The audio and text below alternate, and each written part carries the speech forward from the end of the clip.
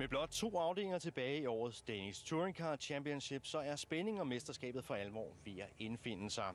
Og dagens 7. afdeling vil givetvis afklare, hvem der fortsat vil have muligheden for at blive DTC-mester 2008 inden finalen i oktober. Og dermed velkommen til Padborg Park, hvor vi vanen tro, tør jeg godt sige, kan se frem til en masse flot og forhåbentlig forrygende.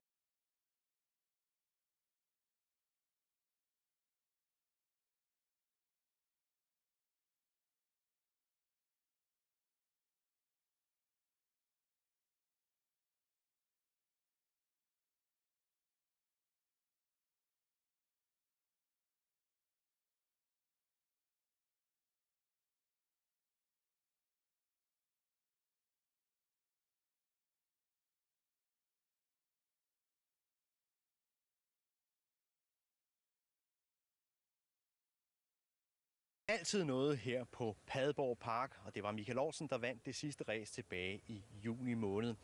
Og Michael Olsen, han ligger lunt i den samlede stilling som en nummer 4, og han har også pole position i dagens første race. Men det er nummer 1 og 2 i den samlede stilling, som tiltrækker sig opmærksomheden, og det er Tom Petersen og Jan Magnussen. Og Thomas, hvad kan vi forvente os af topduellen i dag? Vi kan forhåbentlig forvente os et rigtig, rigtig godt race, men inden vi kigger på dem, vil vi lige byde velkommen til Ronny Bremer, som erstatter Kasper Elgaard i dag, der er ude at køre for Hartmann Honda Racing. Og Ronny Bremer, Jan Magnussen, Tom Petersen, det er dem, vi kigger på. Hvad kan vi forvente os i dag? Jeg tror, vi kan forvente noget stort race. De starter lidt forskellige steder, men har mesterskabet at køre om. Og ja, lige nu der er Jan faktisk foran, selvom man ikke er foran på skalaen. Men hvis man kigger på, at man skal tage 4 heat væk, jamen, så er Jan foran, så Tom han har noget, han skal køre efter. Ja, for der er noget med, at man skal trække nogle point fra, så hvis vi lige prøver at kigge på den samlede stilling, så kan vi se, at på tabellen nu er det Tom Petersen, der er i spidsen med 225 point, Jan Magnussen med 223 point, Henrik Lundgaard nummer 3 med 208 og Michael Olsen med 202. Det er de 4, der har skilt sig ud, og det er de 4, der har skilt sig ud, men det er sådan, at man skal trække de 4 dårligste resultater fra, og Jan har 4-0-score og er dermed faktisk i spidsen foran Tom Petersen. Henrik Lundgaard skal vi vel heller ikke afskrive, eller Michael Olsen i dag? Nej, slet ikke som de tider, de har kørt lige nu, og Olsen starter foran i det første løb efter tidstænken, så kan man sige, at Chevroleterne, de er bestemt ikke afskrevet. De kan måske endda få lov til at køre deres eget lille race i dag og score en masse point, så det er lagt op til en rigtig spændende weekend. Men inden vi går i gang med dagens første DCC-afdeling, skal vi lige se på tv-programmet i dag, og det ser sådan her ud.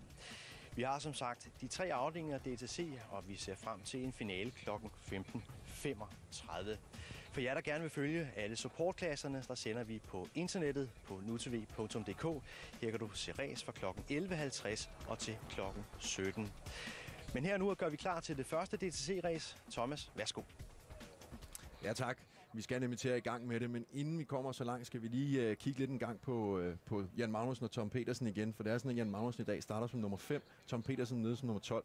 Det skal til Tom Petersens forsvar at sige, at der har været nogle komplikationer med hans gravide kone. Hele familien har det godt nu, og alt er godt, og Tom Petersen, han er rigtig, rigtig tændt, men Ronny Bremer, det bliver vel svært for ham at starte nede som nummer 12. Det tror jeg, man kan sige nu, hvis han har fået clearet sin hjerne, eller hvad man nu skal sige, og alting er okay på hjemmefronten, så kan det måske gøre, at han koncentrere sig noget mere om at køre, men der er langt op. Man kan så sige, med det omvendt startrækkefølge, hvis han nu bliver 8 og starter en 1 af de næste, så kan han måske score nogle point den vej. Men jeg tror, det ser ud som om Jan har noget mere fart i, og Jan har fordelen ved, at han er foran i mesterskabet, kan man sige, hvis man tænker på, når pointene er slået fra. Så der er noget at lave for Tom i dag. Der er noget at lave for Tom Petersen, der er noget at lave for Jan Magnussen, Michael Olsen og Henrik Lundgaard vil også have noget at sige der. Det er vi klogere på lige om lidt, for vi skal til at i gang med første afdeling af DTC.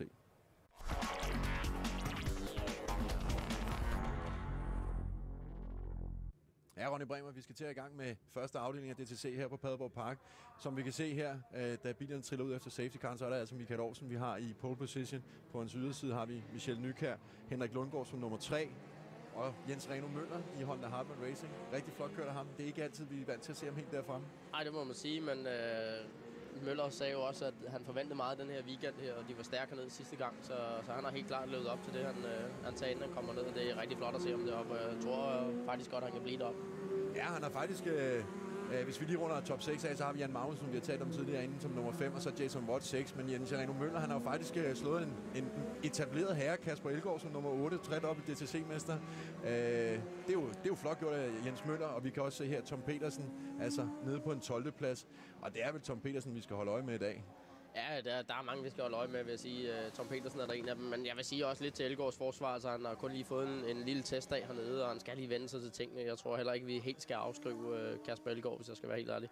han skal vende sig lidt til den bil, der er nu i forhold til Spideren, han kører i til hverdag. Der er lidt forskel, så jeg tror nok, han skal komme op igen. Men helt klart, Tom Petersen, han har noget arbejde. Ja, der er noget arbejde for ham, for alle kørende i dag, fordi det er ved at snappe til i det samlede mesterskab. Og nu ser vi bilerne ved at line op, inden de går ud på langsiden og efter safety caren. Og det er jo rullende start, så når safety caren slukker lyset og trækker ind, så er de ved at være der. Hvis vi lige får Michael Holten, som debuterer i DTC i dag, har kørt mange andre klasser, men nede som nummer sidst, der vi så lige hans bil i billedet.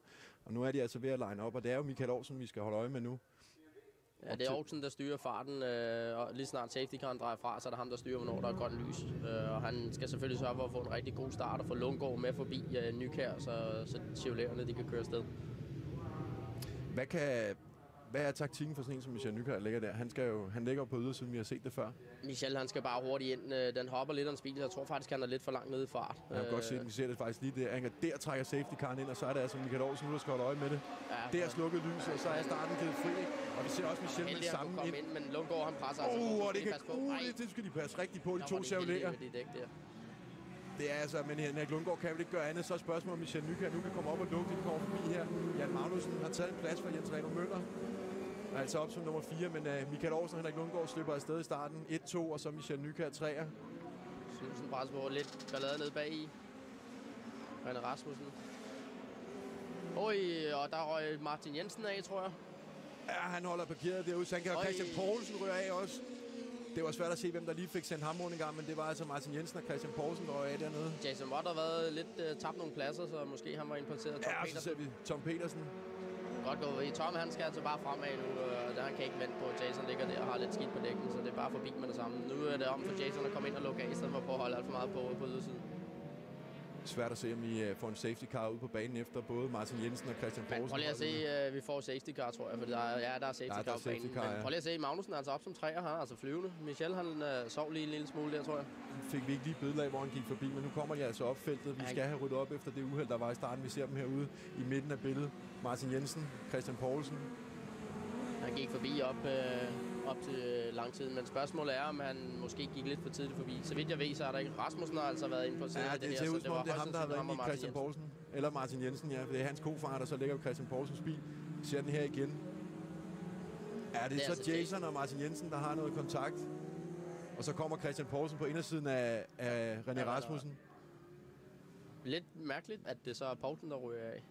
Der ser vi Martin Jensen og Jason Watt efter deres kontakt, sender altså Martin Jensen af. Og så kan vi se lige ude til venstre i billedet, ser vi René Rasmussen helt sidelæns, så er det svært at se, om han rammer Christian Poulsen der. Han rammer lige på bagenden, det er derfor, han sender Poulsen retur. Men altså, jeg vil sige, i hvert fald i Rasmussens tilfælde, han er ikke skyld i det. Han er ude at køre sidelæns, da han så begynder at tage fat, så rammer han ind i bagenden på Poulsen og sender Poulsen rundt. Hvem der så havde første ret ind i svingen, det er lidt svært at sige. Det så faktisk ud som om, at Poulsen ikke helt gav Rasmussen plads nok, men det er svært på første omgang, og man skal ikke sikkert, at man lige når at se det, så jeg tror mere, det var en race incident, den der. Den med Martin og Jason var lidt sværere at se. Måske de bare ikke giver hinanden plads nok, men det er lidt sådan, vi går mod slutningen af sæsonen, og der bliver altså kørt om det nu. Det gør der i hvert fald. De startede jo så ved siden af hinanden. Jason startede som nummer 6. Jason han har faktisk startet som nummer 6, Martin Jensen ikke som nummer 9, det så ud til ham. Martin fik en rigtig god start. Ja, Martin har fået en rigtig fin start. Men altså, op foran, der var også lidt drama. Michael Olsen og Henrik Lundgaard, de var lige ved at Lundgaard, han vidste godt, han skulle ind og lukke af. Vi ser den lige her igen med Jason Watt og Martin Jensen. Og så René Rasmussen og Christian Poulsen bagved. Der rammer René Rasmussen, så Christian Poulsen igen. Den er han i hvert fald helt uden skyld i. Ja, jeg forstår ikke helt Poulsen, han gør sådan, men det skal også sige, samtidig når man sidder inde i bilen, så ser man det ikke på samme måde, som vi ser det her. Han føler bare, at han får et ordentligt stød bag i og ryger af, og så er det klart, at han tænker, hvad laver klovnen? Han havde allerede glemt, at han selv lige havde ramt René Rasmussen. De billeder, jeg så, der var ikke så meget at gøre for René Rasmussen. Altså, han er ude at hænge på ydersiden. Lige når den tager fat, så drejer den ind af, og ja, race incident, så kan det godt være at blive upopulær. Det er synd for Christian Poulsen. Han havde en fantastisk weekend på Sturup her sidste gang, hvor han rent faktisk vandt og gjorde det rigtig, rigtig godt. Er jo med, deltager jo i privatkoppen for DTC, men scorer rigtig gode point, og nu er han altså ude. Det er lidt op og ned for ham. Ja, men jeg tror måske så teamchef Poulsen, han skulle vælge O'Briens bil igen, der gik det lidt bedre. Men altså, det var suveræn kørt af ham på Sturup. Jeg var meget overrasket, og det er selvfølgelig også sammenhængende med, at han kører så meget ved TCC og fået noget mere erfaring, og man lærer en masse ved at køre i udlandet, komme ud på nogle baner, hvor det går lidt stærkere, lære bilen noget bedre at kende og sådan noget. Det har helt klart givet udslag i, at han var så stærk, som han var på Sturup. Ja, når du nævner Emil O'Briens bil, som også er med. Emil O'Brien, som kører den sorte BMW, der kommer ind i billedet her bag Kasper Elgaard, så er det, fordi Christian Poulsen deltog på Sturup i Emil O'Briens bil for tjekke den af som teamejer, var han lige ude og se, at den også virkede. Det gjorde den. Ja, jeg tror også, det hang sammen med på Jyllandsringen. Der blev hans bil skadet nede for en af langsiden. Da der så var en bil, der ikke blev brugt, så var det nemmere i stedet for at hvad skal man sige, hastværk og lastværk og få lavet et eller andet med den anden og ikke få den ordentligt klar. Så jeg tror, det var en sammenhæng af flere ting, der gjorde, at han tog bilen, vi ser billedet her, og vandt med op på studiet. Men han gjorde det rigtig flot, kan man sige. Og vi får altså det ser lidt mærkeligt ud. Det er Magnussen, der har et problem. Han ser ud til at have et problem. Ja, han skal bare med selvforbi, og det var, fordi han overhældede ham for tidligt, tror jeg. Der var safety car, men jeg vil så sige, safety car-skiltet af, hvad jeg kunne se herfra, kom altså først på over ved målstregen, og der var Jan allerede forbi. Men måske Michel har set, at skiltet var kommet ud på langsiden, og har taget farten af, og Jan har så ikke lige set det på samme tid, og smuttet så forbi, fordi det så også Hvor får Jansen hvor får han den information fra nu? Den får han på radioen. De har været i kontakt med dommerne, og dommerne har været inde og kigge på det, og højst sandsynligt skønnet, at Jan altså overhalede for tidligt. Man må så håbe, for Jan han ikke får en straf for det, og det kan være svært, og det dommerne har lidt problemer med nogle gange, efter min mening, det er at sætte sig ind i, når man ligger bag en anden bil, så kan man altså ikke se alle skilte, der er på vejen. Nej, de skærmer lidt for det, men i hvert fald så er status så, det er Michael Aarhusen, Henrik Lundgaard, Michel Nykjær tilbage som nummer 3, Jan Magnussen 4, Jens Reno Møller 5, og safety car har slukket lamperne nu, hvilket betyder, at den trækker ind næste gang, den kommer ned ad langsiden. Vi ser det her, den har slukket. Og så gælder det jo altså om at samle op. Ja, nu er det altså om for Lundgaard at hjælpe Aarhusen, og det ser også sådan ud med at lige holde lidt afstand, og så sørge for, at de kan trække afsted, og forhåbentlig ikke få Nygaard med, fordi Jan har altså fart på, som det så ud før. Ja, vi får en melding lige nu, at de 3 omgange, de har kørt efter safety caren, de er lagt til, så vi får altså et 12 omgangsløb nu, altså skal køres 15 omgange i alt, inklusive de 3 omgange safety caren har født. Og vi ser den nu hernede, Michael Aarhusen, han ser ud til at give gas nu, og har fået det hul ned til Lundgaard, som der skal til. Kanon start. Ja, det er flot kørt, Michael Aarhusen. Michel Nykjær hænger lidt bag Henrik Lundgaard, kom ikke helt mere, det gjorde Jan Magnussen altså heller ikke. Det styrede de rigtig godt, de 2 Chevrolet'er ude foran Michael Aarhusen og Henrik Lundgaard. Ja, det var en kanon start der, men altså det gælder bare om for dem at komme afsted nu. Baghjulstrækkerne har det lidt sværere her på Padborg, så jeg tror, hvis de kan holde lidt på omgangen, så har baghjulstrækkerne nok svært ved at få med deroppe foran. Så de skal bare sørge for at holde det her i starten, så tror jeg godt, de kan trække fra. Og kanon flot for Chevrolet at lægge 1 og 2 her. Ja, de er, når vi går tilbage i tiden, er de jo rent faktisk rigtig godt kørende hernede. Michael Aarhusen vandt sidste gang, vi har hernede. Har altså 2 sejre over, virkelig blander sig med ind i topstedet. Han skal også bare samle så mange point sammen som overhovedet muligt for at kunne udfordre både hans teamkammerat Henrik Lundgaard, men også Jan Magnussen og Tom Petersen i de samme stilling. Ja, det skal så siges også, at Chevrolet'erne er altså meget vægtige. Også Aarhusen og 27,5 og Lundgaard og 37,5 kilo i, så de kører rundt med lidt vægt også. Det er der selvfølgelig også nogle af de andre, der gør.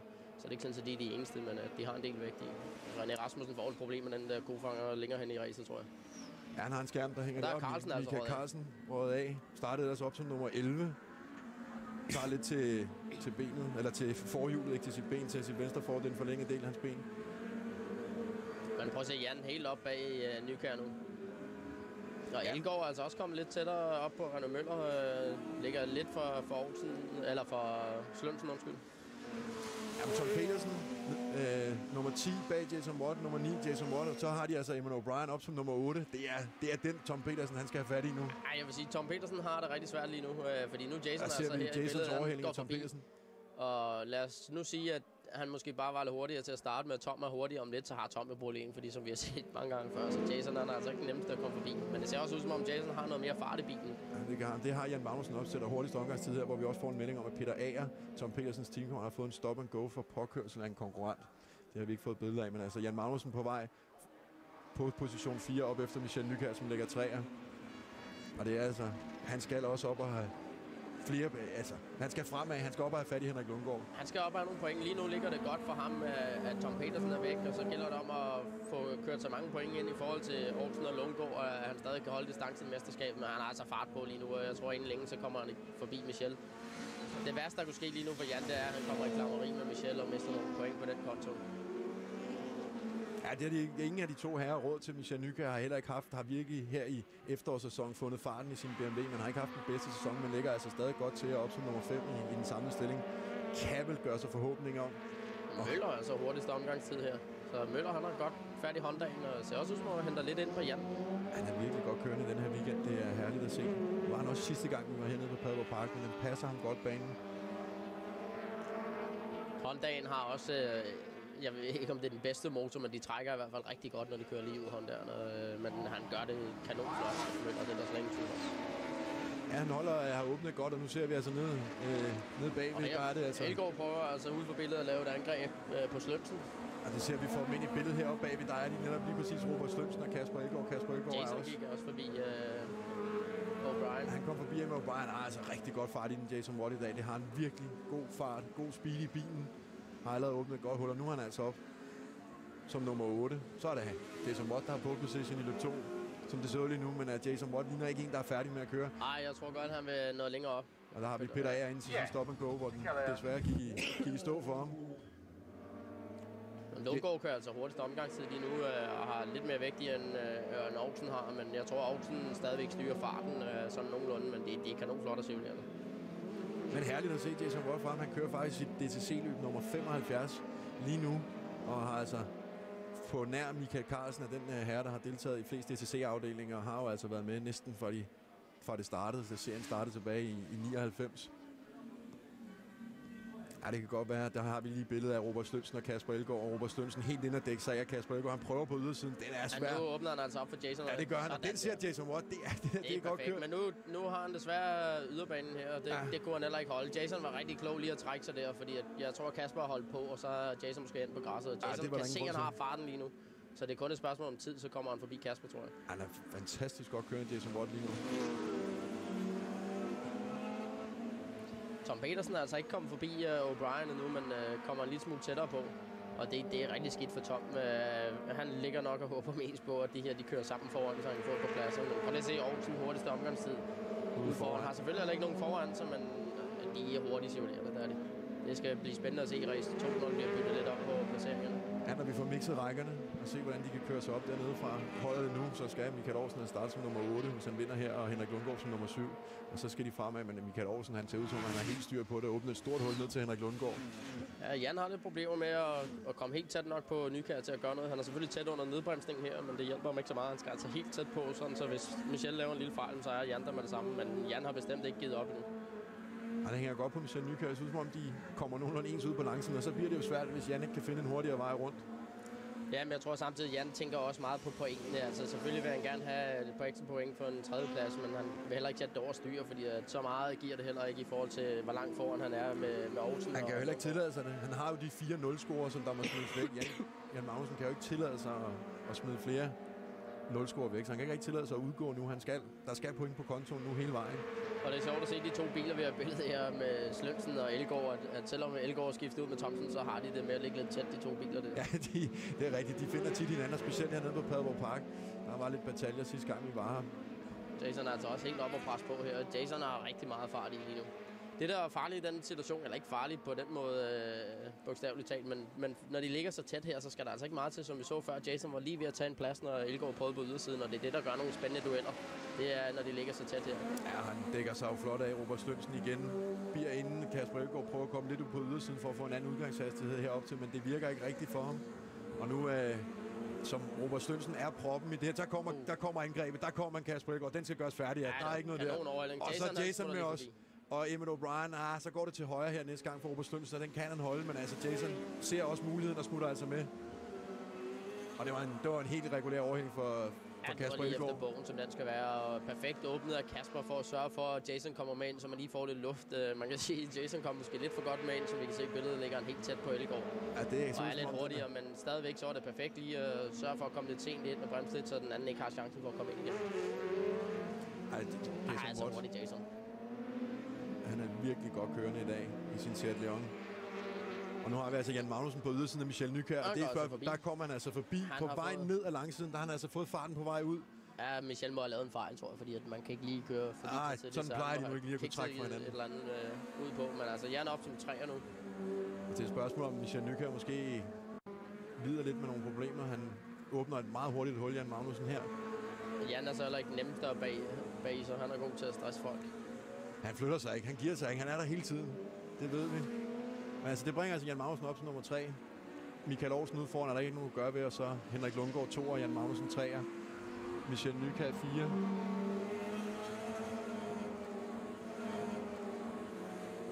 Og Jason Watt stadig bag Kasper Elgaard.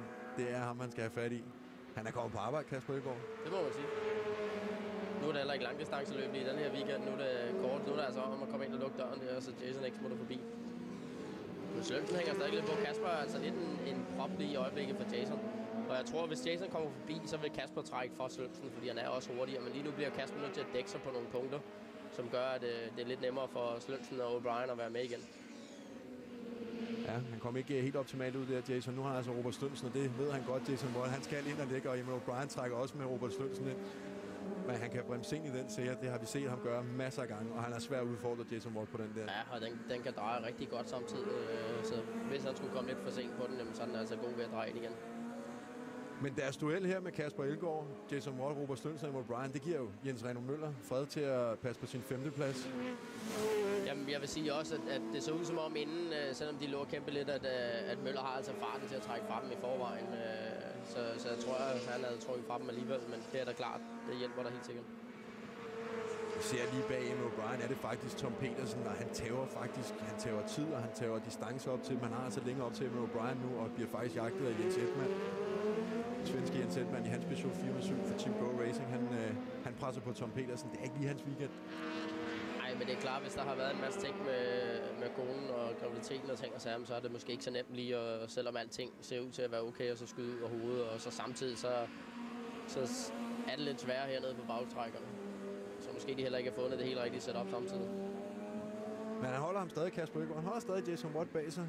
Han er heller ikke sådan lige at finde mig forbi. Han beskytter sin placering, alt hvad han kan, som nummer 6. Jeg synes altså... at køre med Henrik Lundgaard her. Ja, og Jan er kommet lidt tættere på dem, men der er ikke tid nok til det, til at komme op. Han kan vel også tillade sig at være mere end tilfreds med sin 3. plads, og den han indtager lige nu, når han starter som nummer 5. Ja, det er måske virkelig en tegn på, at tidstegn ikke helt er gået. Nu kører han altså hurtigste omgangstid. Ja, han har farten. Det er sjældent, vi ser det med bagtrækkerne hernede.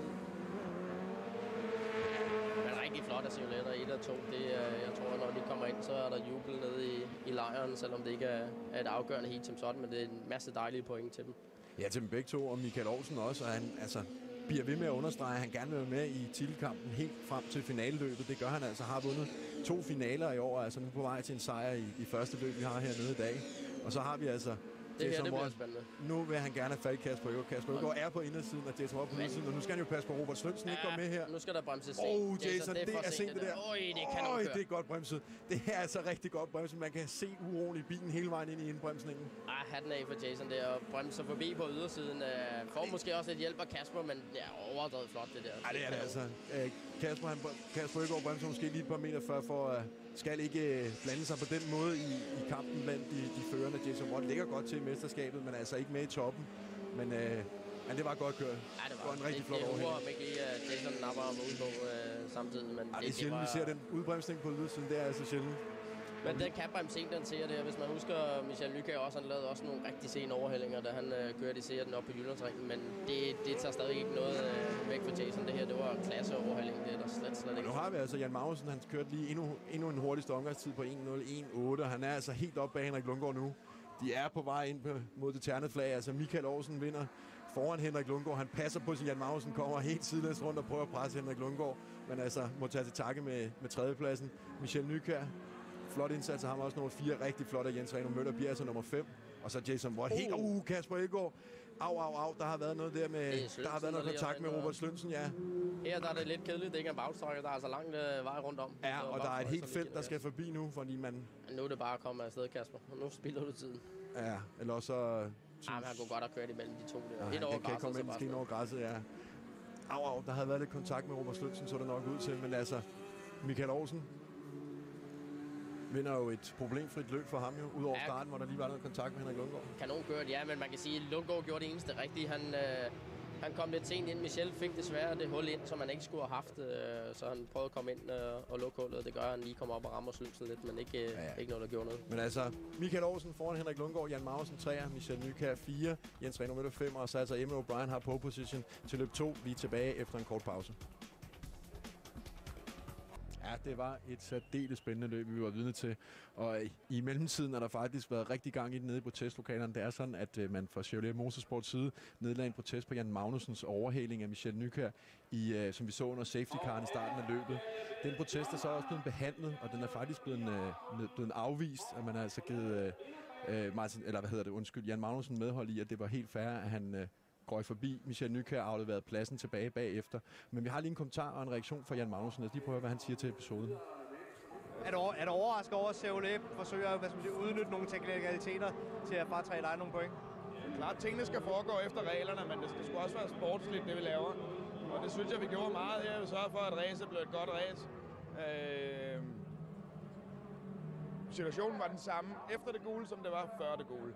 Der var, som sagt, der var ingen, der har vundet, og ingen, der har tabt på det, og vi kørte race fra, hvor vi skulle. Altså. Mesterskabet skal afgøres på banen? Ja, bestemt.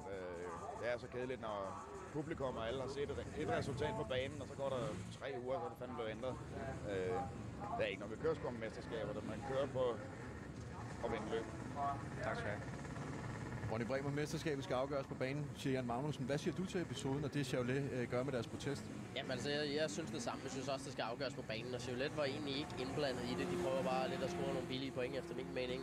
De har bevist ud på banen, de var det bedste til at starte med i første heat, eller i hvert fald dem, der vandt, kan man sige. Og situationen er, at Jan ligger i en vinkel, hvor han ikke kan se safety car-skiltet. De bytter selv indbyrdes. Det ser ikke engang indenover, de bytter selv indbyrdes sammen med Michel. Så kan jeg ikke se, hvorfor man skal udelukke nogen som helst, fordi at alle bruger mange penge på race, så der er ingen grund til, at man skal sættes ned bag på en mærkelig lille ting, der sker. Der skal også være plads til, at der sker nogle ting engang, men det er det, der gør noget fedt race. Lad os lige prøve at se på den samlede stilling en gang, hvad det har betydning. De resultater, vi fik, det var altså Michael Olsen, som vi husker, der vandt. Men det betyder altså, at Jan Magnussen nu går i spidsen med 238 point, og Tom Petersen 233 point, Henrik Lundgaard 225 point. Og Michael Olsen scorer altså gode point nu og melder sig tilbage ind som en udfordrer oppe i toppen. Hvordan stiller du nu her til næste løb? Nu er der byttet lidt op på startrækkefølgen, så nu er der nogen, der skal kæmpe lidt mere. Tom Petersen synes jeg også lige, man skal sige samtidig, at han er så rigtig tung, 52,5 kilo i. Det er meget bilen. Han er oppe at starte foran, så vidt jeg er orienteret lige nu, så ja, se hvad han kan gøre. Meget. Lad os lige prøve at høre Michael Olsen, som jo altså vandt det første løb, hvad han siger til det. Michael Olsen, en start på en fantastisk weekend. Er Padborg Park ved at blive din yndlingsbane? Jeg kan godt lide at køre på Padborg Park, men der har en lang vej hjem endnu. 2 hårde heater, de slår sig som nogle gale, så der er virkelig lang vej hjem. Men vi ser positivt på det, og den første her hjemme og gode point på bogen, så det er lille mærke der betyder det store her. Så, ja. Du ligger før det her heat, ligger du 4 i den samlede stilling. Tror du stadig på, at du kan være med til at kæmpe om mesterskabet? Nu er i hvert fald en god start her i første race i det sidste løb. Helt sikkert. Altså sådan som reglementet er skruet sammen i år med, hvor at man ikke må trække point fra det sidste løb og så videre, så tror jeg helt sikkert på, at vi stadig er med i kampen. Jan skal bare være uheldig i et heat, så er det overstået. Så er jeg oppe ved ham igen, og det samme gælder jo også mig selv, så vi er en 3-4 stykker, som virkelig ligger tæt i det mesterskab, og alle kan vinde det. Så jeg håber på, at Chevrolet de tager den store pokal, når det nu er slut. Jeg bliver nødt til lige at spørge dig, hvad var teamorderen før race? Det så ud som, at Lundgaard var ved at tage rumpetten på jer alle sammen ved at gå indenom, og faktisk næsten også kunne tage dig. Ja, jeg var også lidt rystet, dengang jeg fik den ind bag i der. Jeg havde ikke lige regnet med, at det var ham. Jeg havde nok regnet med, at det var en anden. Men sådan kan det gå jo. Han har nok bare mistet sit bremsepunkt, kunne jeg forestille mig, og så endte han op bag mig. Men sådan kan det gå jo. Tak skal du have. Ja, Michael Olsen, han er på jagt efter den store pokal. En mand, der har prøvet at have den store pokal 3 gange, er Kasper Elgaard, som normalt sidder her. Han er altså ude at køre i dag for Honda Hartmann Racing. Og lad os lige prøve at høre, hvordan han oplever det i dag. Kasper Elgaard, er du kommet tilbage i menneskehænder efter at have været ude at køre på de store internationale baner? Ja, det må man sige. Jeg skulle glemme, hvor svært de nogle gange kan køre hernede. Men ja, det er... Men bortset fra det, så er det dejligt at være tilbage. Hvordan oplevede du den situation, hvor du blev skubbet ret voldsomt af? Ja, det må man sige. Jeg ved ikke, om han mener, at gå bremse igennem eller hvad, men altså, jeg fik, jeg tror, differentialet er gået i stykker på min bil her til sidst, de sidste 4 omgange.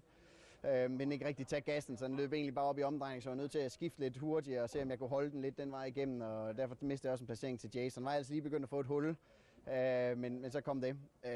Og så havde jeg Slønsen bag ved mig den sidste omgang, og han ville åbenbart hellere starte 2 og 1 i det næste løb, så det var lidt ærgerligt.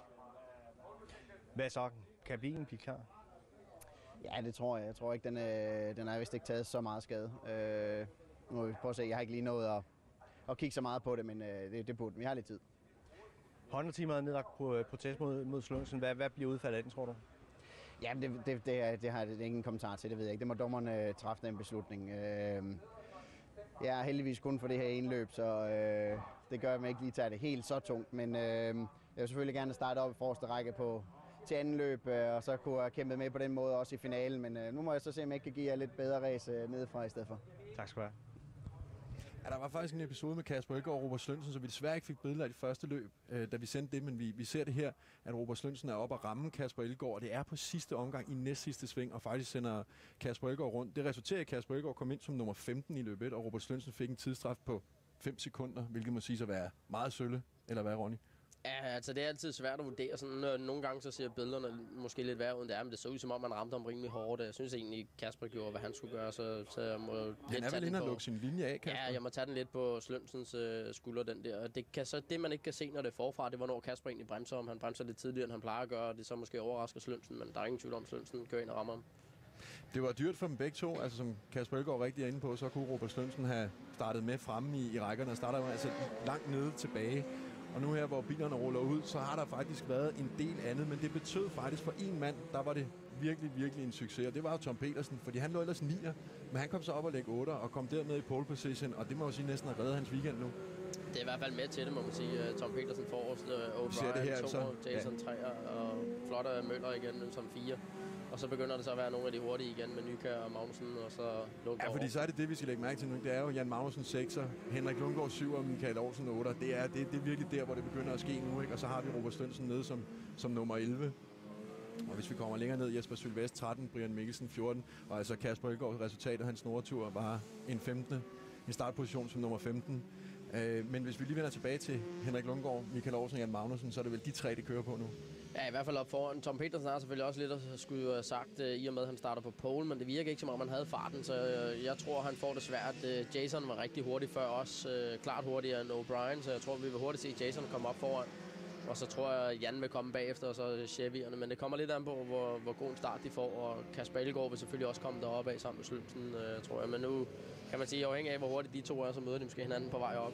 Så kan de hilse på hinanden igen, og det er der med de der to biler. Det er Slønsens Peugeot 407 og James Thompsons Honda Accord, som Kasper Elgaard sidder i. De har altså mødt hinanden tidligere på Padborg Park, og her har vi lige Jason Watt i billedet, skal altså starte 3'er, og viste jo glimrende speed i første løb. Og vi skal heller ikke glemme Møller. Møller havde også god fart på. Han kan godt komme lidt op foran her til at starte med, tror jeg, afhængig af starten. Men altså starten går lige om lidt, og den er meget vigtig. Forhåbentlig tænker de lidt mere på mesterskabet, dem der er involveret, end så mange af de andre, der har frit løb til at køre deres chance. Ja, vi kan se, de er ved at placere sig nu, bilerne. Altså Tom Petersen til højre, billedet Emre O'Brien i den sorte BMW til venstre. Når safety car trækker ind, så er det Tom Petersen, der kommer til at styre det her. Det er ud for lyset, I ser op i venstre hjørne. Når det slukker, så er løbet givet frit, og så må der overhales. Og det må der vel også, selvom man ikke har placeret målstregen, der kan lige foran i billedet nu, ikke? Så vidt jeg orienteret, skal du faktisk placere målstregen. Der er starten i hvert fald gået. Jamen O'Brien meget bredt. Og vi ser Michel Nykær på indersiden af Jason Watt. Han får en glimrende start. Michel Nykær kommer rigtig godt med. Og det er et spørgsmål, om Jason Watt han kan svare igen på den der. Altså det kan han altså. Han har faktisk kørt sig op foran Michel Nykær igen. Det er glimrende kørt af Jason Watt. Og så er der lidt tumult nede. Det er Kasper Elgaard. Det er længere nede i rækkerne. Det kan se, at vi desværre ikke på billederne. Så op foran er det altså Tom Petersen, Emre O'Brien, Jason Watt, Michel Nykær og Jens Møller. Uden for billedet var det Kasper Elgaard, der fik endnu en hilsen. Men vi har altså alle bilerne afsted her. Der er grønt flag hele vejen, så der er ikke nogen undskyldninger op foran. Det er bare nu. Michel Nykær prøver der angreb på Jason. Jeg tror ikke helt, det lykkes om. Martin Jensen kommer indenom siglet. Og her har vi Christian Poulsen, som han endte i sandkassen allerede på første omgang i løb 1, så han er også på vej op nede bagfra. Men Emre O'Brien ser ud til at ikke at kunne matche Tom Petersen i starten her på speeden, og det er altså Jason Watt nu, der hænger og kravler rundt på ham. Kommer her. Der er nede bagved, så vi lige i bunden af billedet. Nu ser vi altså Jason Watt, han prøver at bremse sig forbi Emre O'Brien, og det gør han. Han kan altså bremse ind i den der Seat Leon. Han viser han det igen rigtig godt, og vi har faktisk... vi har svært ved at se, om det er Henrik Lundgaard, der har fået en rigtig god start og kommet forbi Jan Magnussen. Michael Olsen ser ud til at have tabt lidt i starten, altså tabt nogle, der har vi KP Racings Mercedes, holder i svinget på vej ud mod langsiden. Han har altså været en tur i barrieren, og så er det slut for tyske Siegel. Men Tom Petersen holder altså speeden indtil videre, men nu Jason også kommer op på andenpladsen, og så tror jeg, han har svært ved at holde ham, men det vil tiden selvfølgelig vise. Som sagt, Tom Petersen er altså også tung, han har meget vægt i. Han har altså en forrygende weekend indtil videre, Jason Watt. Ja, Han er godt kørende. rigtig godt kørende. Men det er lidt længere nede her, der kommer til at ske en masse ting med Nykær, Møller, Lundgaard Og Jan Magnussen, og så Jens Edman, der kommer. Edman er kommet godt frem også. Aarhusen har altså ikke formået lige at få et hul til at starte. Udsigten fra Henrik Lundgaards bil her har altså Jan Magnussen lige bag sig, og kan altså se op til Jens Møller. Kommer ned ad langsiden og ned i de to skarpe venstresving for inden her. Der skal bremses rigtig, rigtig meget ned. Og uden for billedet prøver Aarhusen altså på her i billedet uden på Edman, men det er sjældent, at det lykkes for Jason før. Ja, vi så Jason Watt gøre det. Det havde han ikke set ordentligt efter Mikael, men det kunne han selvfølgelig heller ikke, for han var oppe i spidsen af løbet, så han så det ikke i løb 1. Ja, Jason Watt trækker altså for Eamon O'Brien, det gør han. Det er Eamon O'Brien nu, der nu holder Michel Nykær, Jens Møller, Henrik Lundgaard og Jan Magnussen efter sig. Og de skal fremad. Poulsen er også kommet godt fremad. Jeg har fanget teamkammerat Jesper Sylvest. Og Brian Mikkelsen bag ved Christian Poulsen prøver at hænge på. Og der kommer angreb for Christian Jason er altså også hurtigste omgang indtil videre. Jason kan godt gå hen og tage det heat her. Han har kun Tom Petersen, han skal kæmpe med. Og der er i hvert fald Eamon O'Brien, der har været må afgive en hel del placeringer. Det er svært at se, hvad der gik foran det, men i hvert fald Michel Nykær forbi, Jens Møller forbi, Henrik Lundgaard forbi også, ikke? Og så er der altså Eamon O'Brien foran Jan Magnussen nu. Ja, han skal ind og lukke døren nu, for ellers så kommer Magnussen hernede, det er jeg ret sikker på. Ja, det gør han fuldstændig som fortsæt. Det gør Michael Olsen også bag ved Jens Edman. Godt flot indbremsning også. Siger Jan Magnussen gør, tænker, det vil jeg også være med på. Han tager altså Jens Edman, og så er det altså Olsen, så er det Eamon O'Brien. Jan Magnussen forbi Eamon O'Brien, og det skal han også, det er vigtigt. Altså, han skal med Lundgaard fremad. Ja, han skal derop af. Også for at få en god startplacering til tredje heat. Det viste jo før, de havde god speed til at være foran. Lundgaard er altså den, der har lukreret bedst på det her indtil videre ved omvendt startrække ifølge af de tre. Jeg starter ned som 7'er. Men det er det med rullende starter. Det kan meget nemt. Nogle gange så har du lige den rigtige linje ude, så er der masser, der bliver stoppet i inderbanen, fordi de fleste kører ind i inderspor, og så kan man altså tage en del pladser udenpå. Men Tom Petersen er hurtigst lige i øjeblikket. Men jeg tror ikke, det er meget hurtigere end Jason, han kører lige i øjeblikket, så jeg tror, Jason er lige 1,5 del efter Jason Watt, altså efter Tom Petersen. Han holder altså en god speed indtil videre, men 1.03, vi så dem køre hurtigere i løb 1. Der var Jan Magnussen nede og sætte en banerekord på 1.01. Jeg tror, det midterste heat plejer at være der, hvor man ikke sætter det allerbedste dæk på. Så jeg tror, vi ser igen. Men Aarhusen flyver altså forbi O'Brien lige lidt for langt. Han fløj lige lidt for hurtigt. Det er lidt for sent på indbremsen, og Eamon O'Brien, irske Eamon O'Brien kan altså svare igen. Det er noget, der koster tid for Aarhusen, det her. Ja, fordi han ligger også med det samme pres. Han ved, han skal fremad. Han skal fremad nu. Hans teamkammerat Henrik Lundgaard har flere point i det samlede mesterskab og ligger altså 3 pladser længere fremme. Michael Olsen skal med. Og det er som sagt også startplaceringen til tredje heat er ud af første og anden heat, så det er vigtigt for ham at komme op både at få nogle point på kontoen, men også at få til en god startplacering til finalen. Men det er det, man ser, når man bytter om på det, så er det altså lidt svært. Der bliver skiftet nogle pladser, hvem der kører hurtigst omgang. Nu er det altså Michel Nykær. Han rykker ved det nu. Så han er måske ved at komme op og få fat i Jason igen. Kører 4/10 hurtigere end Jason Watt, det er lige præcis her Michel Nykær. Så er der optimal varme i dækkene på BMW'en. Ja, en flot hold af Tom Petersen indtil videre. Som sagt, han er rigtig tung, Tom Petersen. Ja, det er. Jason Watt ved, Michel Nykær kommer, og nu er det ham, der er inde og kører defensivt. Og Michel Nykær en lidt mere bred linje ind. Eamon O'Brien tager den i indbremsningen. Det så ud som om, det var helt alene solo-ulykke. For man holder altså meget uheldigt for enden af langsiden nu. Og der var lige en Peter Ager, der var ved at overhælde for gul flag ude på billedet. Nåede altså lige at trække sig lidt tilbage igen og mistede en plads til at holde den på det. De kæmper godt hernede bag. Ja, der er godt race over, men ikke op foran Tom Petersen, altså alene afsted med Jason Watt bag sig, Michel Nykær. Men prøv lige at se, Møller også stadig på en 4. plads. Lundgaard kører ham ikke bare lige op sådan. Det er rigtig godt gået af Jens Møller, synes jeg. Magnussen er altså hurtigst i omgang. Det tager lidt længere tid for ham at få fart i den, men så får han altså også rigtig meget skud i den. Og Lundgaard er under angreb fra Magnussen. Der er nogen, der taler om, at det tager længere tid at få varme i BMW-dækken eller i deres dæk, end det gør for forholdstrækkerne. Ja, men jeg tror samtidig, at de har lagt lidt en strategi, hvor det måske er lidt svært lige de første par omgange, men så kan de til gengæld holde farten hele vejen igennem, hvor de ved, at forholdstrækkerne begynder at få det sværere og sværere. Ikke så meget her på Padborg. Jeg ser Jan Magnussen her, der er lige inde og vise Henrik Lundgaard, men der er altså god flag dernede, fordi Eamon O'Brien holder på ind ad langsiden, så det er ikke nu, han skal, men der er ingen tvivl om, at Jan Magnussen har speeden lige nu. Og for at få et godt race, så er det altså om at få den bil væk dernede fra, fordi det er et af de steder, hvor man overhælder. Så hvis vi skal have et rigtig godt race, så skal den helst væk hurtigst muligt. Ser også ud til uden for billedet, at rydderne de er i fuld sving dernede. så vi kan få duellen mellem Henrik Lundgaard og Jan Magnussen til at blusse helt op. Vi henter måske en lille smule ind på Møller, men ja, som sagt, jeg synes, det er rigtig godt gået af Møller. Han har befundet sig også i løb 1, var helt med fremme, blev nummer 5, men befandt sig også lidt i ingenmandsstander igen her. Han er ikke meget lige det sidste for at få fanget Michel Nykjær, og har speed nok til lige at holde Henrik Lundgaard og Jan Magnussen i hvert fald en lille smule bag sig ind i løbet. Ja, hvis han er heldig, så kan Nykjær gå op og presse Jason lidt, så Jason skal køre lidt defensivt. Det kan også være med til, at de kommer længere op. Og Olsen, han er altså kommet op som 7'er i øjeblikket. Han er på vej, men altså hvor Tom Petersen, Jason Watt, Michel Nykjær er ved at samle sig lidt. Jason Watt, der er ingen grund til at gå ind og køre defensivt. Der er stadig god flag. Michel Nykjær må ikke overhælde. Men han har fart i den, Jason Watt, nu han har. Ja, jeg tror, Tom begynder at have det hårdt nu på dækkene, medmindre han selvfølgelig har brugt noget af safety car. Så det var Tom, der slap gassen lidt for ikke at så har vi presse forklaring på, hvorfor Jason Watt han kom så hurtigt op til ham til sidst. Men der er altså safety car ude nu, og det er fordi, vi skal have fjernet Emma O'Briens bil, der holder nede for enden af langsiden. Den holder meget uheldigt parkeret. Men det her er altså en god situation for os, der kigger på. Og det er jo altså, at lige så snart her kommer situationen. Ja, han tager den langt før. Han tager bagenden, det ser lidt mærkeligt ud. Men i hvert fald får bremset så ud af for endelangsiden. Kommer der, at han bremser, så som om den bare kaster bagenden af. Ja, måske der er knækket noget bagsophæng eller et eller andet, siden den drejer skævt ind. Det er svært at se på billederne, ser det normalt ud. Men ender altså lige et par meter ud i sandet hernede for enden af langsiden på Padborg Park. Men jeg vil sige, det er spændende for os med en safety car, der kigger på, som sagt, fordi at nu bliver feltet samlet igen. Og det kan gøre, at dem, der havde farten før, de måske har lidt nemmere ved det. Også sådan en som Olsen, det var meget godt for ham, tror jeg, så han kom lidt tættere på. Ja, han kommer op igen, ude op bagved, ikke? Altså, indtager lige nu plads nummer 7 efter Jan Magnussen. Og hvis vi ser dem her køre forbi, det er i højresvinget faktisk på vej ud til langsiden, de så kommer ned nu. Og han har altså stadig Emil O'Briens bil holdende dernede, så det er ikke på denne her omgang safety caren trækker ind. Men lige præcis som du sagde, Ronny, nu er feltet samlet op.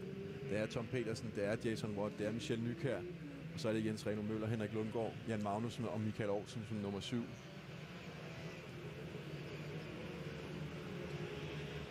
Men hvad er taktikken nu for sådan en som Jan Magnus? Hvad skal han gøre? Jamen taktikken er bare, nu havde han lidt varme i dækkene, ikke? Så nu er det bare om at holde dækkene varme her, og så lige snart det går på restarten, så være klar og vågen og være helt op bag i. Nogle gange så er problemet lidt, at folk slapper for meget af, eller for sent at vide på radioen, når nu går starten. Og hvis man allerede er de par meter efter, så gør det måske bare tingene lidt sværere. Skal han risikere noget, Jan Magnussen? Altså, han har jo Henrik Lundgaard lige foran sig, eller skal han følge ham til dørs, og så lade den være ved det? Han er så mange point foran, og selvfølgelig, hvis han får chancen, så tager han den, men han gør ikke noget overilet for at komme forbi Lundgaard, og det kan man sige, det ved Lundgaard selvfølgelig også, men Lundgaard på den anden side er heller ikke interesseret i en konflikt, hvor de står i begge to. Og de plejer også at respektere hinanden, så jeg ser ikke noget problem i det, hvis der kommer et angreb. Og den ubekendte her, det er så Michael Olsen, som så ligger bagved, og han vil gerne forbi dem begge to, så det kan godt kunne blive rigtig, rigtig spændende, og der er ingen tvivl om, at Jason Watt op foran rigtig gerne vil have fat i en sejr til hans team Bygma og hans Seat Leon, så han vil gøre alt, hvad han kan for at lægge pres på Tom Petersen. Nu har safety caren slukket lamperne, og det betyder altså, at den trækker ind, når den kommer ned fra enden af langsiden, så trækker den i pit, og så er det til Tom Petersens fornemmeste opgave er nu jo lige at få forsinket Jason Watt et eller andet sted, og så få sat et tempo.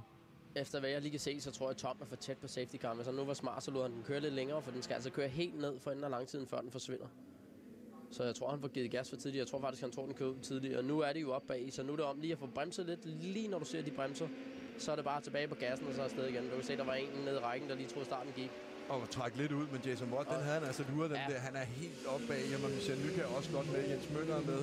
Henrik Lundgaard og Jan Magnussen, de er alle sammen med. Den eneste, der ikke er med, det er faktisk Michael Olsen. Jeg tror, Olsen var den, der stak ud af rækken. Måske troede, starten gik lidt tidligere, end det var. Det er et sats, som man bliver nødt til at gøre dernede. Nogle gange så tjener man rigtig mange pladser på det, og de bremser alligevel så meget, så han er allerede oppe og lukke hullet igen, så det betød ikke så meget andet, end han bare ikke fik overhældt. Tom Petersen har altså 3 omgange endnu. Han skal holde. Der er ingen ekstra omgang efter safety car ud, så ingen ekstra omgang i det her løb. Så der er Tom Petersen 3 omgang til, skal han holde den, og så vil han jo lige pludselig have haft sig en ganske godkendt weekend, i og med at han fik en 8. plads halvt foræret gåseøjne, og altså startede pole position. Jason Watt, han vil helt sikkert gerne snakke med om det der. Han vil gøre alt, og vi kan vel næsten forvente, at der kommer et angreb, så han kan komme tæt nok på, ud på lang side. Ja, hvis han er tæt nok på, så prøver han i hvert fald. Men Jason har også haft 2 gode heats, så han ligger godt til finalen, kan man sige. At han er nogenlunde midt i, ikke? Så han vil have en god startposition til finalen. Det er jo selvfølgelig også værd at tænke over. Der kan ikke risikere noget. Nu skal han også tænke over Michael Nykjær, der også virkelig har fundet fart nu her. Og altså, faktisk, han ser Jason Watt. Han ser den meget sent, og nu er spørgsmålet, om han... Jens Møller kikser sin nedbremsning. Jeg ved ikke, om han bliver forvirret af det, der sker op foran, men det betyder altså, at både Lundgaard og Jan Magnussen kommer forbi, og Olsen kommer ikke med forbi. Jens Møller, det var godt nok ærgerligt. Ja, det var lidt ærgerligt, han lige missede den. Ja, der var altså... Jason Watt ser meget sent, at Michael Nykjær er det, og trækker sådan nærmest lidt febrilsk ind foran og for at lukke af og køre defensivt på den, og kommer meget, meget sent indbremsning. Men ikke noget galt i det, Jason gjorde som sådan. Han var lidt sent om at lukke døren, så det så lidt sjovt ud, men det er lovligt nok, det han gør.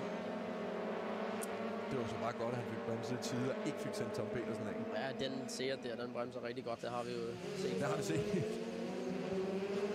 Men altså, så er det altså Henrik Lundgaard nu oppe bag Michael Nykjær, og Jan Magnussen kommer altså også forbi Jens Møller, der så må prøve at genvinde det tabte igen. Han havde ellers også, hvis han kunne holde sin placering, 2 rigtig fine resultater, og det ville også give ham et godt startudgangspunkt til finalen. Men jeg tror, altså som det ser ud nu, så må det næsten være Lundgaard måske der på pole. Nu prøver Jason altså ud på igen. Det går galt. Det gør Tom Petersen ikke. Den vinder Michael Nykjær på, den der. Jason holder på. Det er godt race, det her. Det er altså herligt at se Jason Watt. Den har en utrolig acceleration, han ser Leon, for det svinger op til det næste. Det er nu anden gang, vi ser, at han genvinder det tabte der. Og mens vi har Michael Olsen ser nede bag billedet, der er ved at prøve at finde vej forbi Jens Møller. Siden, så det går altså ikke. Men det skal også sige samtidig, Jason har ikke noget at tage. Det har Tom Petersen. Altså hvis de kører sammen, de to her, så er han bagud. Nu ligger Michael Nykjær og stresser Jason lidt ved at give ham det lange lys. Ja, der er noget at se til den Sierra Leone. Det er der ingen tvivl om. Man er nødt til at køre en lille smule defensiv. Tom Petersen laver en stor fejl her. Det er spørgsmålet om Jason Watt, han kan komme ind på den der. Den kommer nu. Er der nok? Nu bremser han ind. Der kommer Jason Watt og Tom Petersen meget sent igen indbremsning. Og så er Jason Watt altså gået i spidsen her i løb 2. Og de er ude på sidste omgang. Det er helt fantastisk race, vi er vidne til lige nu. Jeg tror altså, Tom Petersen har flatspottet. Det betyder, at man har holdt bremsen for længe til dækket egentlig er blevet flat. Så hver gang du bremser, så vil den prøve at køre på det fladeste punkt. Han kommer ikke godt nok ud på langs, så nu er Michael Nykjær. Nu er han altså oppe på siden. For os. Ind og lukke Jason. Ind og lukke Jason deroppe på sidste omgang. Henrik Lundgaard prøver også. Det er godt racer, Jan. Sådan der. Nej, det får han ikke lov til. Og så er det så Jens Møller, der kommer på indersiden. Han holder om, den går ind nu. Det er helt fantastisk. Et fantastisk race, vi ved til. Det er altså Jason Watt, der vinder foran Michael Nykjær. Tom Petersen bliver 3'er.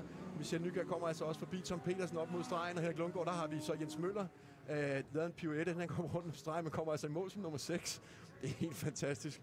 Kanon gået af Jason. Spændende, men altså stort tillykke til Jason Watt. Det er fantastisk kørt af ham. Han fik den måske forærende, men alligevel ikke. Han har ligget og presset Tom hele vejen. Hvad jeg lige kunne se, så lavede Tom altså den fejl den ene gang, da han fik bremset, at det lige fik låst hjulene lidt, og Møller holder altså her. Han holder lige lidt over ting, efter målstregen, men han kommer altså i mål som nummer 6. Stadig flot, at Møller også kom i mål som nummer 6 med de drenge her. Altså det er sådan noget race, vi vil se. Det var det, der var her. Det er uden tvivl glad Jason Watt, der sidder det kan man se. Når lige kører lidt fra side til side, og være kørt over stregen. Der er ingen grund til at varme dækkene med. Fenomenalt godt race, han leverede for os der. Var altså under konstant pres fra Michael Nykjær, og fandt alligevel en vej forbi Tom Petersen, der som du måske siger nok har haft et problem med sine dæk. Det så i hvert fald sådan ud. Der var lige på sving i træk, han låste hjulene der. Det er som regel tegn på, som jeg forklarede før, når du flatspotter, at den prøver der, hvor den er flad, og der bremser den hver gang, og det gør det bare sværere og sværere. Heldigvis for Tom Petersen ser det her billede. Han låser hjulene her og bliver ved. Han kan ikke rigtig gøre andet. Han går stille og roligt af bremspedalen for at komme ind, men det er nok til, at han lige misser indgangen og svinget, så han ikke kommer ordentligt igennem. Og så er Jason der. Egentlig skulle han være inde og lukke lidt mere af her, men kører fair nok. Låser hjulene endnu en gang og er lidt ude i det løse i forvejen, så det gør det egentlig sværere for ham selv. Og Jason Watt giver ham vel den plads, der er til at være der. De kan være der begge to. Ja, altså Jason kører lidt over, men det skal man også gøre. Han skal jo sørge for, at han ikke kommer igen på indersiden, ikke? Men kører færre, jeg giver ham den plads, han skal bruge, ikke? Du kan se, hjulet er fuldstændig låst der foran. Det er så det inderste hjul, som ikke betyder så meget igen, når det er venstre sving, men stadigvæk. Det er nogle herlige billeder. Herligt kørt af Jason Watt, og helt sikkert en meget, meget glad Jason Watt, der sidder inde i hans hvide Sierra Leone. Det er fuldt fortjent, han vinder den der. Og hvis vi faktisk kigger lidt længere ned i rækkerne, så har vi faktisk Robert Stølsen kommet ind som nummer 10 med. Selvfølgelig Kasper Elgaard bagefter som nummer 11, så de mødte altså hinanden igen ude på banen. Så men det dramatik fik vi ikke lov at se, men det blev altså Jason Watt, der vandt foran Michael Nykjær. Tom Petersen må nøjes med 3. pladsen, Henrik Lundgaard nummer 4, Jan Magnussen 5'er, Jens Møller en flot nummer 6, Michael Olsen 7 og Jens Edman bliver så nummer 8. Lige tilbage efter en kort reklamepause med Advent Cup. Det var et helt fantastisk fortræffeligt race 2, vi var vidne til her med en fænomenalt godt kørende Jason Watt. Vores reporter Jan Schjelbæk har selvfølgelig fanget vinderen. Lad os lige prøve at høre, hvad han siger til løbet. Jason Watt, tillykke med sejren i din jubilæumsweekend. Hvordan oplevede du derude? Ja, det var fedt. For fanden, altså det her, det er en sten for vores hjerter. Vi har alle sammen i teamet troet på inderst inde, at det var der, og det var der også for 3 løb siden, hvor vi havde farten, men ikke heldet. Og lige nøjagtigt i dag, der får vi sgu lov at bevise, at gutterne kan skrue benene sammen, og jeg har sgu heller ikke helt glemt at køre den. Det var en fed fight, jeg havde derude.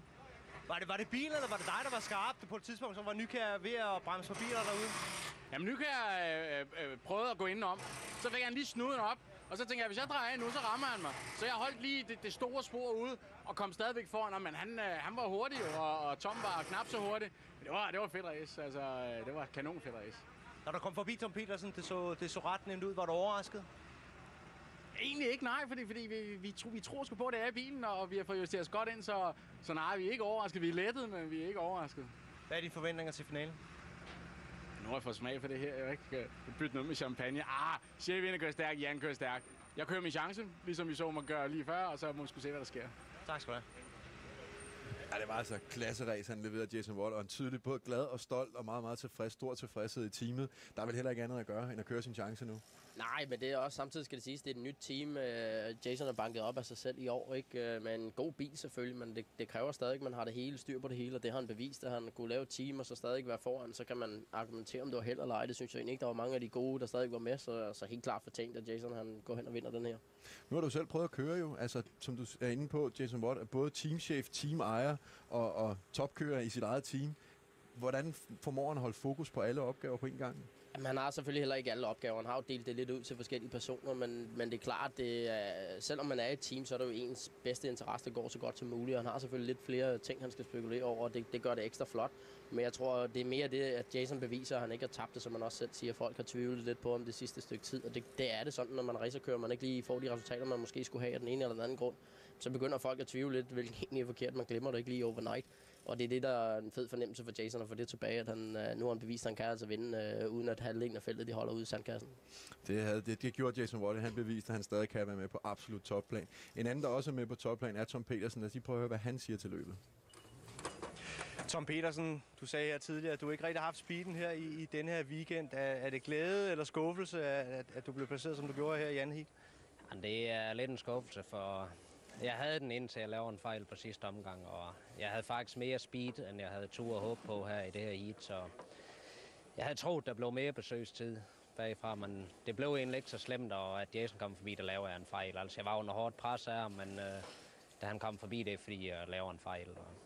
Er det så klart selvforskyldt? Du kan ikke undskylde dig med mangel på dæk eller bil? Jeg kan ikke undskylde mig. Vi mangler lidt speed endnu, men det er bedre nu, end vi havde i første heat. Meget bedre. Så nu må vi se, hvad vi kan i den næste. Hvad er dine forventninger til finalen?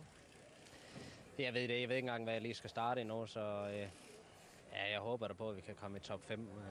Men den bliver svær. Meget svær.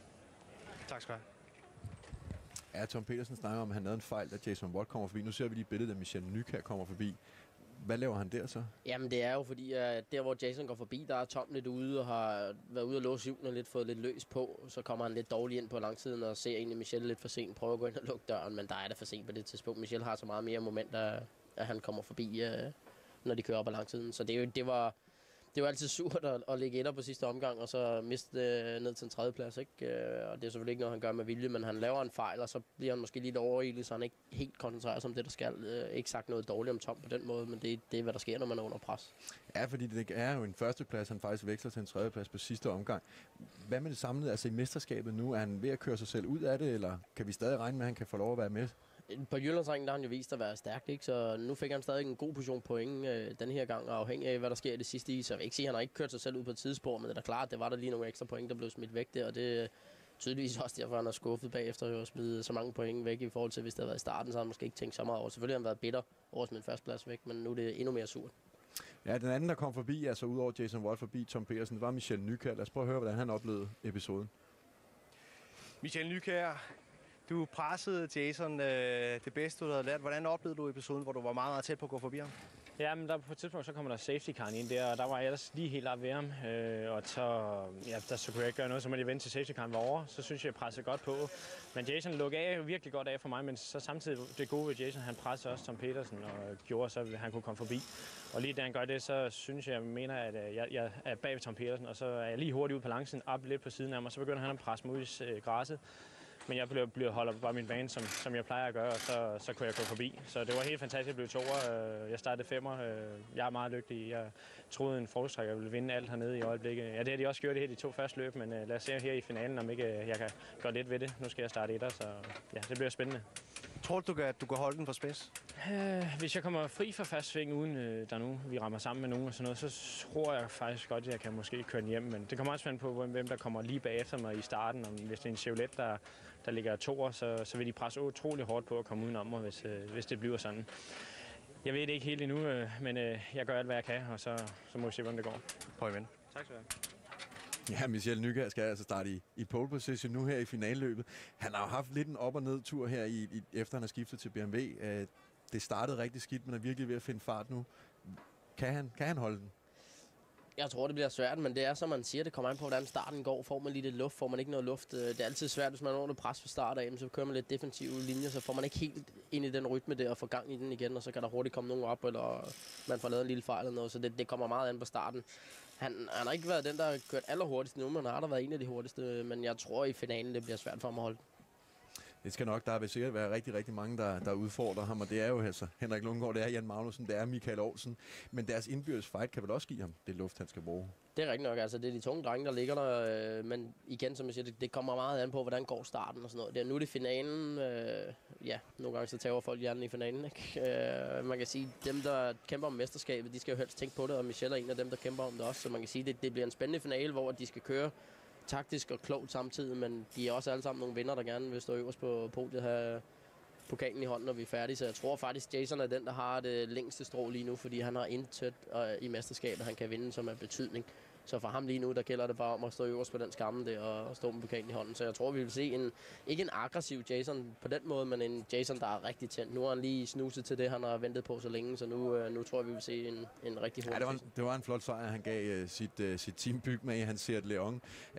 Vinderen af det første løb, Michael Olsen, havde jo en ikke helt så godt et løb her, løb 2. Lad os lige prøve at høre, hvad han siger til det. Michael Olsen, det var måske i virkeligheden ikke rigtig dit drømmeløb herinde helt efter en sikker sejr. Hvordan oplevede du det derude? Jamen, det var uheldigt. Altså, jeg fik en lidt lortestart, for at sige det mildt, og så kommer jeg herned. Og da jeg så kommer herned og føler, at jeg faktisk er på linje, så bliver jeg kørt ned bagfra. Rimelig voldsomt. Jeg tror det faktisk, det er Slønsel, som er inde og kører op i mig. Og det gør så, at jeg bliver skubbet så hårdt bagfra, at jeg rammer op i en foran mig, som så ødelægger min forkofanger også, og så kører bussen ellers bare. Og jamen, så var jeg egentlig bare mest vidne til alt det, der skete. Kunne ikke rigtig gøre så meget ved det, fordi jeg kunne godt se, hvordan de kæmpede intenst, og jeg kunne ikke rigtig stikke fingrene ind i den redde der, fordi det ville have en galt, så det var ikke lige mit løb. Lad os bare sige på en måde. Bliver bilen klar? Jeg kan se, der bliver klippet klistret med gaffatape og stoltråd og hvad ved jeg. Den bliver klar, ingen tvivl om det, men vi har jo nogle gode folk på Chevrolet, så den skal nok blive klar, men jeg sagde bare, at den er bare ikke så køn, så det er der ikke noget at gøre ved. Det er godt, det ikke er nogen skønhedskonkurrence der. Tak skal du have. Michael Olsen, han ved godt, at udseende, det er ikke alt. Det er ikke nogen skønhedskonkurrence. Nu har vi faktisk vores Advent Cup-biler på vej ud. Det har taget lidt længere tid, for der skulle klargøres banen, som Michael Olsen også var inde på. Der blev byttet lidt lak og lidt maling, og sådan lidt. Kan han være tilfreds med det, han opnåede? Ja, jamen selvfølgelig kan han være tilfreds som sådan, men det er man ikke som racerkører. Man vil så langt frem som overhovedet muligt, og Olsen ved godt, at det er nu pointen er. Han så Lundgaard starte ved siden af, udnytte lidt bedre, eller være lidt heldig, og kan det vel, men få nogle flere point på kontoen i hvert fald. Det er han selvfølgelig ikke tilfreds med, slet ikke efter Heat 1. Ja, det var nemlig lige præcis, som Rønne Bremer sagde, Henrik Lundgaard, der kom bedst af sted af de 2 Chevrolet-kører. Lad os prøve at høre, hvad hans kommentarer er til det. Henrik Lundgaard, hvis jeg nu skal være lidt hård ved dig, så vil jeg sige, med den speed, som I jo har vist her i de sidste forløb, det er en forholdstrækkerbane. Hvis ikke du kan slå Michel Nygård og tage finalen, så bliver du ikke dansk mester. Hvad siger du til det? Ja, det kan jeg først se, når det sidste løb det er over. Jeg mener stadigvæk, at vi kigger utrolig meget på dem, vi konkurrerer med i mesterskabet. Og nu har jeg været foran Jan i de 2 første heat, og håber også, at jeg kan blive det i det 3. heat. Det vil sige, at vi tager point på ham. Tom starter bagved, ham tager vi også point på, forhåbentlig i hvert fald. Så jeg er ikke helt enig i, at det er det bliver det afgørende, men jeg selvfølgelig gøre mit til at køre forbi Nykjær. Men Nykjær har en god speed her. Vi har samme antal point. Det, der afgjorde, om han holdt lidt, eller det var jeg, der holdt lidt, det var simpelthen, fordi han er 13.000 del hurtigere på tidtagningen. Så jeg har lidt den utaknemmelige toer, men lad os nu se. Vi har også en god speed, og jeg synes, vi har en god bil at kæmpe med her. Er du nået derhen, hvor det hedder, det er virkelig at tænke taktisk. Det er vigtigt at vide, hvor konkurrenterne ligger i forhold til kampen om danske mesterskaber, og så finaleløbet på Jyllandsringen? Jamen det er det absolut. Altså, hvis jeg er foran både Jan og Tom i finalen og har taget point på dem i de andre heat, hvorfor skulle jeg så oversætte og prøve at tage Michel Nykjær i noget tvivlsomt angreb? Det tror jeg, det vil være dumt, men det er klart, at jeg ligger og lurer på chancen. Ingen tvivl om det. Tak skal du have. Ja, Henrik Lundgaard, han vil lure på chancen, og det var altså, som vi så hørte, skal han starte 2'er ved siden af Michel Nykjær. Men nok om det, den store finale, den venter i DTC. Nu skal vi i gang med Advent-koppen, hvor vi har Anders Meigaard i hans BMW 120 i billedet. Der er kørt et løb af Advent-koppen i dag, og man bytter de 6 første, så det er sådan, at startlisten nu er. Nick Reimersø blev altså nummer 6 i første løb og skal starte i pole position i hans Suzuki Swift. Anders Meigaard 2'er. Anders Christensen i Peugeot 307 3'er. Ole Luton 4'er. Og Lars Højris i Peugeot 307 også som nummer 5. Og så Kent Iversen, der vandt første løb, starter som nummer 6, og han er faktisk allerede blevet Danmarksmester, selvom vi mangler 3 løb af Advent-koppen. Han har jo næsten gjort rent bord i år i Advent-koppen. Der har ikke rigtig været nogen til at udfordre ham. Og vi har jo set ham flere gange faktisk køre op fra plads nummer 6 og så op og vinde. Ja, man må se, at han har skud i den 307, som ser ud til at være det bedste i klassen, sådan lige pt. Men Iversen har der været en klasse for sig selv. Han har bestemt bare, uanset hvor mange kilo de propper den bil der, så vinder han alligevel. Så kan han har faktisk næsten kørt hele sæsonen med succesballast, og det er maksimum. Der har han kørt med 80 kilo. På nær her i weekend, det gik ham ikke helt så godt på Stur, hvor Advent-koppen var sidste gang gæstet. Nu har han altså kun 40 kilo succesballast i bilen. Det er altså Nick Reimersø på pole position, hvor vi så 30 sekunder skridtet. Anders Meigaard som nummer 2, Anders Christensen 3'er. Og Anders Meigaard en bagstrukket bil. Kan han lave en start, ligesom man gør i DTC, og komme godt afsted? Det kan man håbe på. Det er i hvert fald det, der er hans chance, det er at komme op foran, og så ligge og lukke lidt af. Han er ikke hurtig nok til at blive deroppe. De talte hurtigt ned, de lamper der. Men det var en god start, Andersen fik. Han sov ikke i hvert fald. Nu er det bare om at bestemme sig ind på indersiden eller på ydersiden. Jeg tror, skal han lukke af, eller prøver han på han har lidt bedre moment, så nu er det om, jeg er så indenom. Sådan indenom, det. Reimersø meget sent på bremsen, men får altså alligevel stoppet Suzuki Swiften. Den er utrolig god i indbremsningen. Kamp om det nede bag. Der bliver lige byttet lidt helt ned bag os.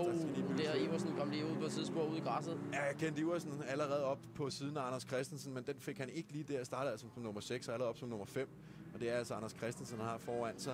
Og så er det Bruno Rasmussen bag ved Ole Luton ude på venstre side. Ole Luton ser ud til at være den store taber indtil videre den her. Kent Iversen ude og lige køre lidt sidelænd, så det giver altså lidt... Ja, nu er det altså spændende. 3 op til chikanen, det kan ikke gå. Nej, det går ikke. Så er det Ole Luton først, Kent Iversen, og så er der en, der må skyde genvejen igen. Og Bruno Rasmussen, tror jeg. Ja. Det mistede han mange pladser på, i stedet for lige at give sig. Virkelig mange pladser. Kent Iversen altså sætter gang i sagerne nede bagved i feltet. Vi så også lige, det så ud som om Lars Højris kørte rundt ind til venstre. Han kommer der, han har været inde helt i vejen ind over. Vi kan se sporet i græsset lige så tydeligt. Det gav de Kent Iversen en plads mere, tror jeg. Yes. Ja, Højris, det er kun en plastikskærm, så det er ikke fordi, det betyder så meget, den skærm, der hænger løs her, andet end at de måske kan give ham et mekanisk fejl. Ja, vi kan ikke have den blæse af og skugger hen og ramme nogle andre, men altså ude foran, der er det altså givet noget luft til Nick Reimersø og Anders Meigaard. Det er de to, der kørt afsted. Suzuki Swift mod bagstrukken BMW 120, og så er det Anders Christensen nummer 3, og så kommer Kent Iversen op som nummer 4. Kent Iversen er langt op nu, men han har bevis før. Han har altså en utrolig fart i den 307 der, så han kører dem hurtigt op, især når der begynder at komme lidt varme i de forskellige dæk, så plejer han at være rigtig hurtig. Der er gode kamper om pladserne hernede. Det kan godt være, at Iversen har vundet mesterskaben. De andre, de har bestemt ikke... De har ikke opgivet nu. Der er også masser at kæmpe om for dem. Og det er altså Nick Reimersø ude foran, der fører foran Anders Meigaard. Og her i billedet har vi Kent Iversen i hans sølvfarvede Peugeot 307, og så er det Ole Luton, Lars Højris og Jan Lausen også i en Peugeot 307. Det er altså dem, der står lige nu af kampen om 5. pladsen. Vi er så om kører lidt over foran, men... Det er Michael Skipper, der ja, det er Jan Lausen, hans Peugeot 307, så er det Michael Skipper, der kommer her bagfra i sin Ford Fiesta ST 150. Han virker også Ole Luton, som måske holder en lille smule tilbage. Og Anders Meigaard, han har bestemt ikke opgivet at fange Nick Reimersø ude foran. Ja, det ser ikke ud som om, det helt er hurtigt nok, Reimersø og Meigaard. Jeg synes, det ser ud som om, at Anders Christensen kommer lidt tættere på. Iversen, den tager skyld ude på billeder, er der så godt kamp Højris. Ja, Lars Højrich prøvede lige at komme ind om Ole Luton, men fik altså næsten forbremset sig. Så skal han altså holde på nu, og ikke efterlade plads til Ole Luton. Så er der Ole Luton på indersiden i venstresvinget. Det er han forbremset så sent. Det koster 2 pladser, kommer Jan Lausen, og så er der også Michael Skipper, der prøver at komme med ind over græsset. En herlig duel, de har Ole Luton og Lars Højrich. En Højrich og Banner Svogler derinde. Det var ikke det, han havde håbet på. Det er jo, at den plads, han skulle have haft, den snuppede Jan Lausen flot indenom dem begge to. Ole Luton kommer altså lige sent nok på bremsen ind i. Og så er det bare på den igen for Lars Højrich. Og vi ser altså, at du prøver at gå indenom ned mod Big Mac-svinget, som det hedder. Men der er altså en af de biler her, der rigtig kører over foran. Der er mange af dem, kan man høre. Er det fordi de presser dem, eller er det... Det er bare dækkene, der ikke er så gode igen, og det er tunge biler i forhold til, hvor mange heste de har, ikke? Så de bliver presset til det yderste, så de kører henover foran på asfalten. Altså dækket, der ikke holder godt nok fast ved, som gør den understyrer i og med, at man prøver at dreje, og bilen ikke vil dreje, det er understyret. Og det er det, der er normalt for de biler her. Ja, Anders Mejgaard arbejder sig, ser det ud til en lille smule ind på Nick Reimersø, men i hvert fald en, der arbejder sig ind, det er Kent Iversen. Han arbejder sig ind på Anders Christensen, som lige i øjeblikket er nummer 3. Som også arbejder sig lidt ind på Mejgaard og Reimersø. De kommer lidt tættere på, så ud til 307. De har altså lidt mere speed i sig. Men duellen mellem altså Jan Lausen og Ole Luton, den fortsætter. Og Lars Højrich, han vil gerne have det tabte tilbage. Godt at se en god kamp hernede i pladserne.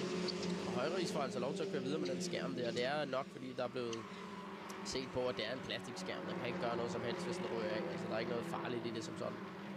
Så det er bare at lade ham køre. Den hænger i hvert fald fast i det yderste af neglene, hvor vi her ser Peter Olsen, tror jeg det er. Ja, på vej ind om Bruno Rasmussen, ja. Der er lidt til pladesmeden bagefter. Plastiksmeden?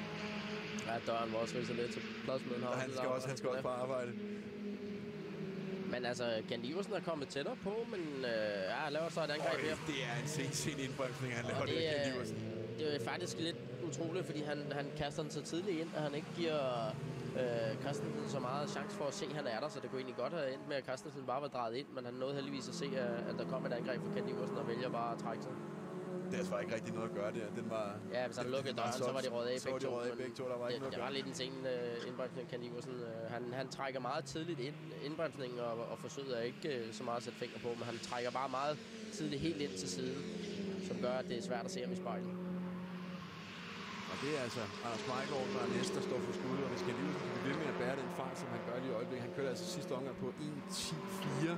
Og det er 0,6 sekunder hurtigere end Anders Mejgaard, og Nick Reimersø gør op foran. Med den fart, så har han hurtigt lukket hullet på de 1,2 sekunder, han er bagefter. Vi kan se det her, han trækker. Bag dem næsten. Men altså, jeg vil sige, at ja, Reimersø og Mejgaard, de har altså lidt at arbejde for nu, fordi Kent Iversen, han kaster den bare forbi, når han kommer op.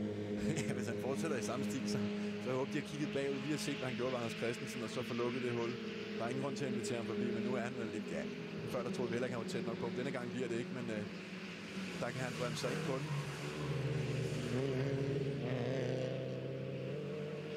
Mejgaard skal op og presse Reimersø noget mere. Og så har vi Michael Skipper forbi, Bruno Rasmussen. Der bliver kæmpet godt hernede. Og det er Peter Olsen, der også er der. De har faktisk en rigtig herlig duel her. Og det kan ikke betale sig på ydersiden. Nu kommer Peter Olsen altså med indenom, hvis han er smart nok. Så følger han med. Skipper bremser for meget for at prøve at få Peter Olsen med forbi, og det tager han altså. Det tager han faktisk sin egen blad. Det tror jeg er første gang, vi har set nogen faktisk have succes med at hænge på ydersiden i de to venstresving. Ja, men det var tydeligt at se, at Skipper prøvede at bremse netop for at få Peter Rasmussen, eller hvad hedder han, Peter Olsen med ind forbi, men det resulterede bare i, at han selv mistede en plads, fordi han selv bremsede for meget, så den anden havde et moment.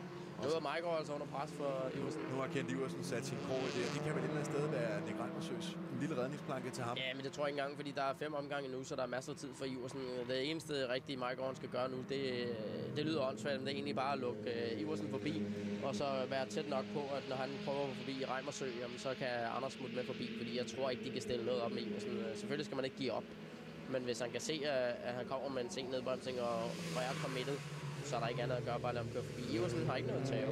Han har ikke noget at tabe, og det har Anders Mejgaard, for Anders Mejgaard ligger faktisk på 4. pladsen i den samlede stilling, og ligger og kæmper om 3. pladsen, og henne der ligger de så og kæmper om 5., 6. og 7. plads. Det er stadig Jan Lausen, Ole Luton og Lars Højrich, der leverer et glimrende race til os her. Lars Højrich, så som om han har tabt en lille smule. Så som om han har tabt sin skærm nu, så den er han nok glad for at slippe af med. De ligger og bytter lidt pladser i hvert fald. Men Jan Lausen kæmper alt, hvad han kan med sin Peugeot 307 for at holde ud. Ole Luton, de får et fokus bag sig. Uden at sige, at det skal lyde dårligt om den, så skal de nok hjem og kigge på lidt DTC og se, hvordan man, hvor man holder på og hvor man ikke holder på. Så hjælper det lidt. Man skal i hvert fald ikke bremse så meget, som Skipper han gjorde. Nej, Michael Skipper der, vi får ham ind i billedet her i hans Ford Fiesta med den gule næse og blåt bagparti. Det var en foræring til Bruno Rasmussen. Den tog han lige med det samme. Og egentlig utroligt, at Peter Olsen og Christensen, de ikke er længere fremme i de 307, og de plejer også at være godt kørende og plejer at være et stykke længere fremme. Ja, det er faktisk de to svigermænd tilbage til Anders Meyer, og så er det faktisk Peter Olsen er nummer 2, og nu er det altså Kent Iversen, der har fat i Anders Meyer. Så skal han ind og lukke på den. Ja, så pas på Reimersø. Det bliver en sen indbremsning af Anders Meyer. Det er en sen indbremsning. Nu skal han altså have fart nok på til at blive på indersiden og holde Kent Iversen. Nu skal han bare... Ja, okay. Men jeg tror, Iversen kommer forbi alligevel, og det lyder åndssvagt, at han skal lukke ham forbi, fordi man er selvfølgelig racerkører, man vil helst ikke lukke nogen forbi. Men han gør bare, at der kommer længere op til Reimersø, så hvis han gerne vil have den anden plads, skulle han bare have fulgt med. Og nu kommer der altså også Anders Christensen bagfra, som også har fart på. Anders ved, at de er hurtige, de 307 her. Så jeg vil personligt holde på. Nu se et kæmpe hul, der er kommet nu. Jeg vil have holdt på bag Iversen kom forbi, og så bare følge med op. Det er kun et spørgsmål om tid. Majgaard kan ikke holde den her. Nej, han kæmper lidt en forgæves kamp, desværre. Anders var Majgaard. Du skal, som jeg har prøvet at fortælle et par gange, så skal du passe på din 4. plads, og det er jo 3. pladsen i det samlede mesterskab, du på udkig efter. Og Peter Olsen og Bruno Rasmussen er så langt bag dig nu i det her løb, at du rent faktisk kører gode point ind på dem. Så det kan godt være, at Ronny Bremer har ret. Selvom du racerkører, så må du lukke Kent Iversen forbi og give fortabt og så tage 3. pladsen. Iversen kommer forbi alligevel, og prøv at se, Anders Christensen, han kommer altså også tæt på nu. Det var ikke så klogt gjort, men det er selvfølgelig nemt at sidde her og sige. I forhold til Reimersø, så er han helt sikkert, at nu kommer den igen. Og hvis man skulle lukke af det, Anders, så det er et spørgsmål, den er for sent for Kent Iversen. Den er for sent. Der kommer Anders Meyer tilbage igen. Og nu er det altså Anders Christensen, der har muligheden nu. Ja, vi er ikke helt oppe og udfordrer Kent Iversen der, holder sig lidt klogt, måske ude af duellen. Nu er der kun 2 omgange tilbage. Jeg tror, det bliver svært for mig at holde ham tilbage. Fordi Iversen, forhåbentlig kan han få ham så meget på stødet, han laver en masse fejl. Men jeg tror stadigvæk, som sagt, jeg har gjort det andet lige nu. Og har det jo betalt sig for Anders at gøre, som han gjorde. Men Reimersø har altså fået en masse af luft ud foran. Så kan ikke Reimersø. Med to omgange til, så kan ikke Reimersø altså tage en sejr her i løb 2 for Advent-koppen. Og hvis hukommelsen den gør mig kredit, så mener han ikke Reimersø. Det bliver hans anden sejr. Han har en sejr for Stuer fra sidste år for Stuer Raceway. Og det vil helt sikkert være til stor tilfredshed nede i hans team, HP Racing. Ja, det ser ud som om det hjælper lidt, når det laver omvendt startrækkefølge, så er det lidt nemmere at være med. Men altså, han har jo speeden, kan man se. Jeg tror så bare, at det været efter tidstagen, så viser det jo lidt, at der er 307'erne, de er altså suveræne her.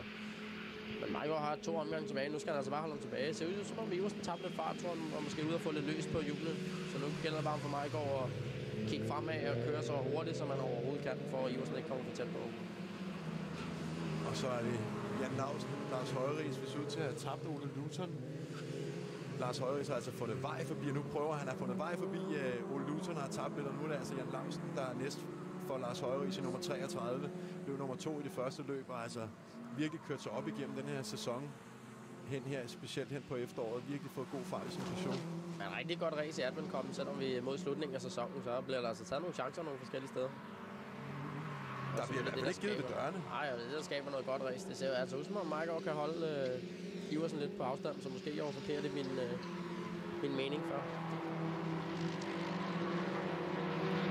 Og så har Lars Højris fundet vej forbi Jan Lausen også, så den skal gøres færdig nede i venstresvingen nede i Yokohama-Hornålen. Glimrende overhaling. Der er vel ikke noget sødt på den. Nej, det var lige efterpå. Undrer mig altså lidt, at Peter Olsen han ikke rigtig kan hænge på så meget, som de ligger og bytter pladser op foran. Ja, de burde give så meget kamp, at det faktisk ville medføre, at de kunne køre sig op. Men altså, Anders Meyer holder stadig flot sin anden plads. Kent Iversen som nummer 3, Anders Christensen som nummer 4. Det synes som om, de ligesom alle 4 nu har fundet sig lidt hen med, at det er de sidste omgang, vi kører ud på nu. De er lidt hurtigere end Meyer, men underligt nok, så henter han ind på Nick Reimersø, så ja. Kan du tage Andersen? Hans måde var bedre end vores. Han kæmper, hans måde var bedre end vores. Han gad ikke køre efter. Han kan ikke køre, hvad vi siger, det er så klogt. Så han leger racerkører, det gør han rigtig godt, og kæmper alt, man kan for at holde fast i sin anden plads foran Kent Iversen. Og vigtige point, hvis han kan holde den her. Og forhåbentlig for Anders, så kan han lige holde afstand nok til, at Iversen ikke kommer med et angreb. Men som sagt, Iversen har ikke noget at tage, så han kunne godt finde på at køre ind. Forhåbentlig er han klog nok til at sige, at jeg har vundet mesterskabet. Jeg vil ikke udlægge det for Majgaard, som kan det vil være 3 eller 4 i mesterskabet. Men nogle gange så tænker man jo ikke altid, når man kører det.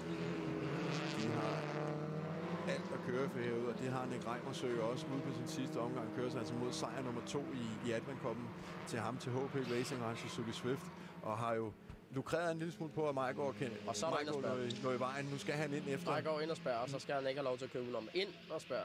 Yes, ind og spørge. Se, der er vi tilbage det der. Han kan ikke høre, hvad vi siger. Han hører ikke efter, hvad vi siger. Han skal ind og spærre den der. Der er ikke noget at gøre. Han skal holde fat i den anden plads. Det er perfekt, det der. Det er godt kørt. Det er godt kørt, Nick Reimersø. Holder altså fast fra pole position. Holder han fast i førstepladsen. 11 omgange og vinder altså anden løb i Advent-koppen foran Anders Majgaard, der stedigt og lidt ignorerer os faktisk heroppe og bare bliver ved med at køre og holde sin anden plads foran Kent Iversen, der altså er dansk mester i Advent-koppen allerede før sidste afdeling, der køres den 12. oktober på Jyllandsringen. Anders Christensen bliver nummer 4. Lars Højris får fat i den 5. plads, som han måtte kæmpe så hårdt for, og Jan Lausen får en flot og tilfredsstillende 6. plads foran Bruno Rasmussen. Dejligt, herligt underholdende løb, de leverede. Ja, godt kørt af Reimersø også. Synes jeg, holder den hele vejen igennem, selvom han var lidt under pres nogle gange. Og ja, også flot af Majgaard, selvom han valgte at gøre noget andet. Så var det jo det rigtige den sidste ende. Han fik sin anden plads, som var rigtig gode point og vigtige for ham. Det giver ham rigtig, rigtig gode point, og det bringer ham i hvert fald, sådan som vi lige kan se nu, op på 3. pladsen i de samme mesterskaber. Han har altså alt at køre for nu. Det er Kent Iversen, der altså stak afsted med Danmarks mesterskab, bliver nummer 3. Nick Reimersø vinder altså foran Anders Majgaard, Kent Iversen, Anders Christensen og så Lars Højri som nummer 5. Men det er jo ikke kun Advent Cup, der bliver kørt i dag her på Padborg Park. Der bliver også kørt både Clio Cup og Formel Ford, og det har vi samme dag. Og vi starter her med Clio Cup'en, hvor vi har Per Poulsen i pole position, Martin Clausen til venstre, nummer 2, og så Michael Christensen starter 3, og Jakob Christensen 4. Og det er en start lige efter bogen for Per Poulsen. Ja, han er faktisk lidt bagefter under pres, men kan bare bremse lidt senere her og sørge for at holde den. Når han er ikke under pres bagfra, så den tager han. Kører faktisk lidt tidligere end ud af svinget. Ja, Martin Clausen, det er den situation, der er kørt et løb, som Martin Clausen faktisk vandt, hvor Per Poulsen blev 3'er. Og det er de to, der bliver presset på bag. Det er de to, der kæmper om mesterskabet. Det er Martin Clausen, og det er Per Poulsen. Og Per Poulsen er altså langt i spidsen og kan, hvis han vinder det her løb, faktisk sikre sig sin DM-titel i Clio Cup'en. Allerede også før sidste weekend, så mange point han foran Martin Clausen. Og den vil han jo selvfølgelig kæmpe alt, hvad han kan. Og Martin Clausen vil jo gøre alt, hvad han kan nu for at få fanget ham. Ja, men Poulsen har været suveræn den sæson her, så når han først stikker af, så plejer det at gå nemt derfra. Ja, men Martin Clausen, det er faktisk Padborg Park. Vi kalder den hans hjemmebane. Han gør hernede rigtig, rigtig meget. Martin Clausen deltager også. Det har Per Poulsen også gjort i langdistanceserien DC, der er her i Danmark, hvor man kører 4 timers løb om året. Den kører jo meget hernede på Padborg Park, så det er hans hjemmebane.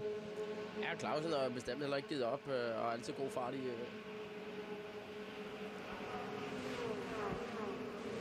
Per Poulsen, han har heller ikke givet op. Han ved, at hvis han vinder det her løb, 11 omgange skal han holde ud i spidsen, så er han dansk mester i Clio Cup. Han har faktisk deltaget i flere år i Clio Cup og har været nummer 2-3 gange i det samlede mesterskab og brænder for at blive dansk mester og vinde og sætte det på plads. Og indtil videre, altså efter første omgang, springer vi til 6. omgang, der ligger han stadig i spidsen. Martin Clausen fulgte ham til dørs. I de første 6-8 omgang, ja, der lagde han et maksimalt pres på Martin Clausen. Og bagved var det Michael Christensen, der prøvede alt, hvad han kunne for at hænge på de 2 kampagner ude foran. Men sjovt at se, at de nye Clio'er, de ser ud til i hvert fald på Padborg at være en del hurtigere end de gamle. Selvfølgelig er der også flest, der kører i de nye, og de gode kører. Nu her er Sally altså lige ude og... Nej, det er teamkammerat Bernstorff, der lige er ude og botanisere en gang. Vi ser den her, det er Ronald Poulsen, der lige får lige klemt ham lidt på bagskærm, og det resulterer altså i en snoretur. Det resulterede også i en strafbane til Ronald Poulsen for forseelsen, så det var vel fair nok. Se, de kommer rundt her. Ja, han drejer faktisk lidt ind foran ham, så jeg synes egentlig, han har lidt svært ved at køre nogen steder hen, Ronald. Men, Men i ikke hvert fald mig, der dommer. strafbane. Sidste omgang, Per Poulsen ude på næst sidste omgang kører en løbets hurtigste omgangstid, og trækker altså fart de sidste 3-4 omgang fra Martin Clausen, og er på vej op af langsiden, som vi ser på sidste omgang.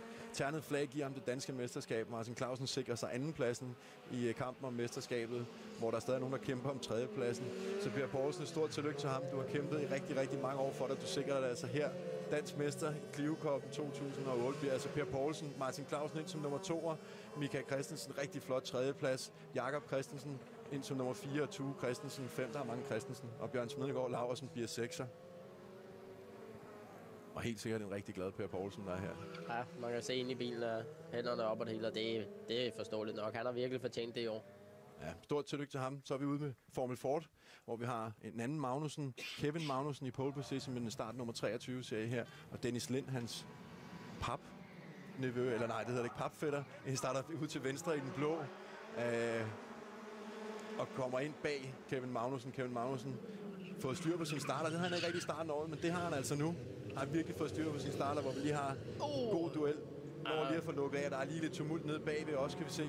Skal man passe på med, når der er åbnet hjul, men det gik altså fint. De kom igennem alle sammen. Men Kevin har selvfølgelig øvet lidt på de starter. Han har godt vidst, hvad der har været hans svaghed, og det har han selvfølgelig øvet en del på, og giver også udslag nu, at nu er de ved at være der med starterne. Ja, de kommer igennem her på første omgang. Kevin Magnussen ind i Big Mac-svinget. Ind som nummer 1. Det lød voldsomt. Vi kommer ud.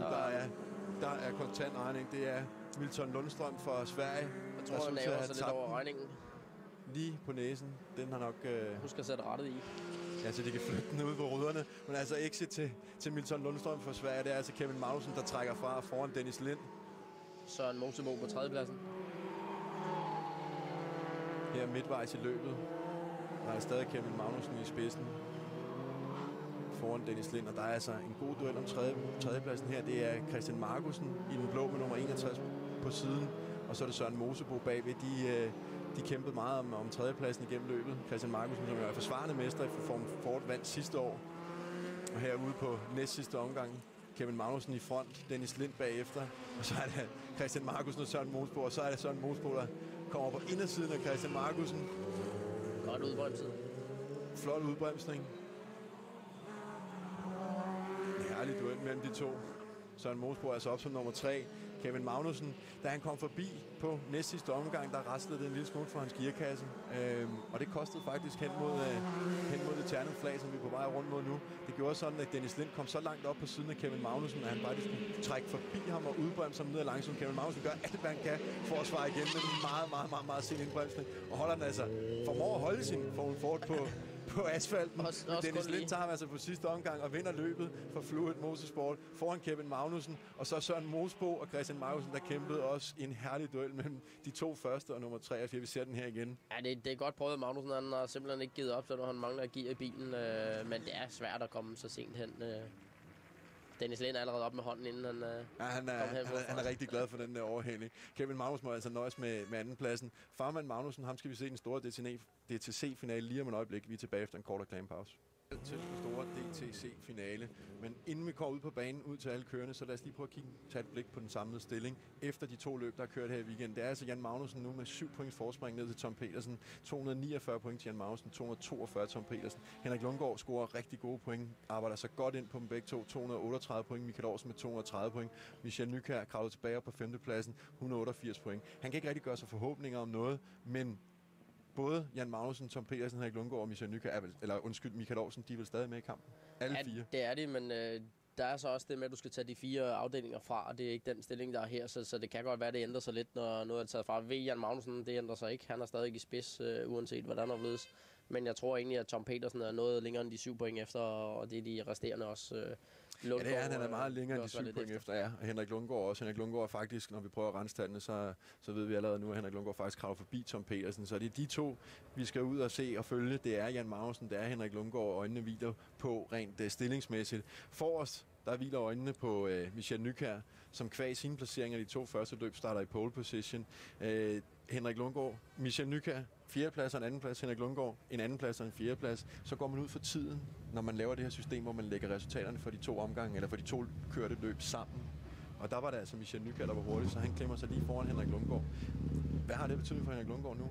At han ikke har den pole position? Det har selvfølgelig den betydning, at det er svært at komme afsted til at starte med, og Henrik ved godt, at nu bliver der presset på. Han ved, at han har Jason inde på indersiden bag Michel Nykjær, som er altså bare ligeglad, bare vil vinde det løb her, hvor at sådan en som Lundgaard bliver nødt til at tænke lidt på mesterskabet. Og Jason er selvfølgelig, ved han også, klog nok til, at han sætter ikke noget over styr for de andre. Han vil ikke ødelægge mesterskab for de andre, men på den anden side set, så er han altså blevet rigtig sulten nu. Nu har han lige været op og lukket til en sejr i det indledende heat, og vil rigtig gerne stå øverst på podiet igen. Så jeg tror, vi vil se en Jason, der flyver afsted, der bare ligger sig bag Nykjær med det samme. Han ved godt, der skal bare afsted. Så ja, der er ingen det svært. Det er der slet ingen tvivl om. Der er ingen tvivl om, at den måde, bilen kommer til start på nu, det kan næsten kun være lige et rigtig, rigtig spændende race. Det er altså Michel Nykjær, der har sikret sig pole position. Henrik Lundgaard på ydersiden. Jason Watt starter 3'er. Michael Aarhusen 4, Jan Magnussen 5'er. Og Jens Møller holder fantastisk flot fat i top 6 og starter altså som nummer 6. Lidt længere ned så Tom Petersen 7'er, får kravlet sig godt fremad. Stille og roligt. Jens Edman 8'er.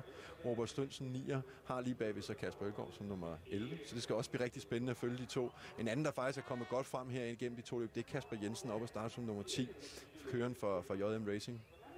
Og længere nede bagved er det altså Martin Jensen, Jan Magnusens teamkammerat, helt nede som nummer 17. Det er altså heller ikke hans weekend den her gang. Nej, og det er selvfølgelig surt for Jan, især nu, når man går ind i den fase her, hvor nu handler det altså om mesterskabspoint, så er det rigtig surt, at Martin ikke rigtig kan være med til at hjælpe der, hvor Aarhusen er med både for at hjælpe, men også for at køre sine egne point, så der bliver kørt en masse point væk fra Jan, hvis de kan komme til det, hvor Jan er bare sig selv, kan man sige.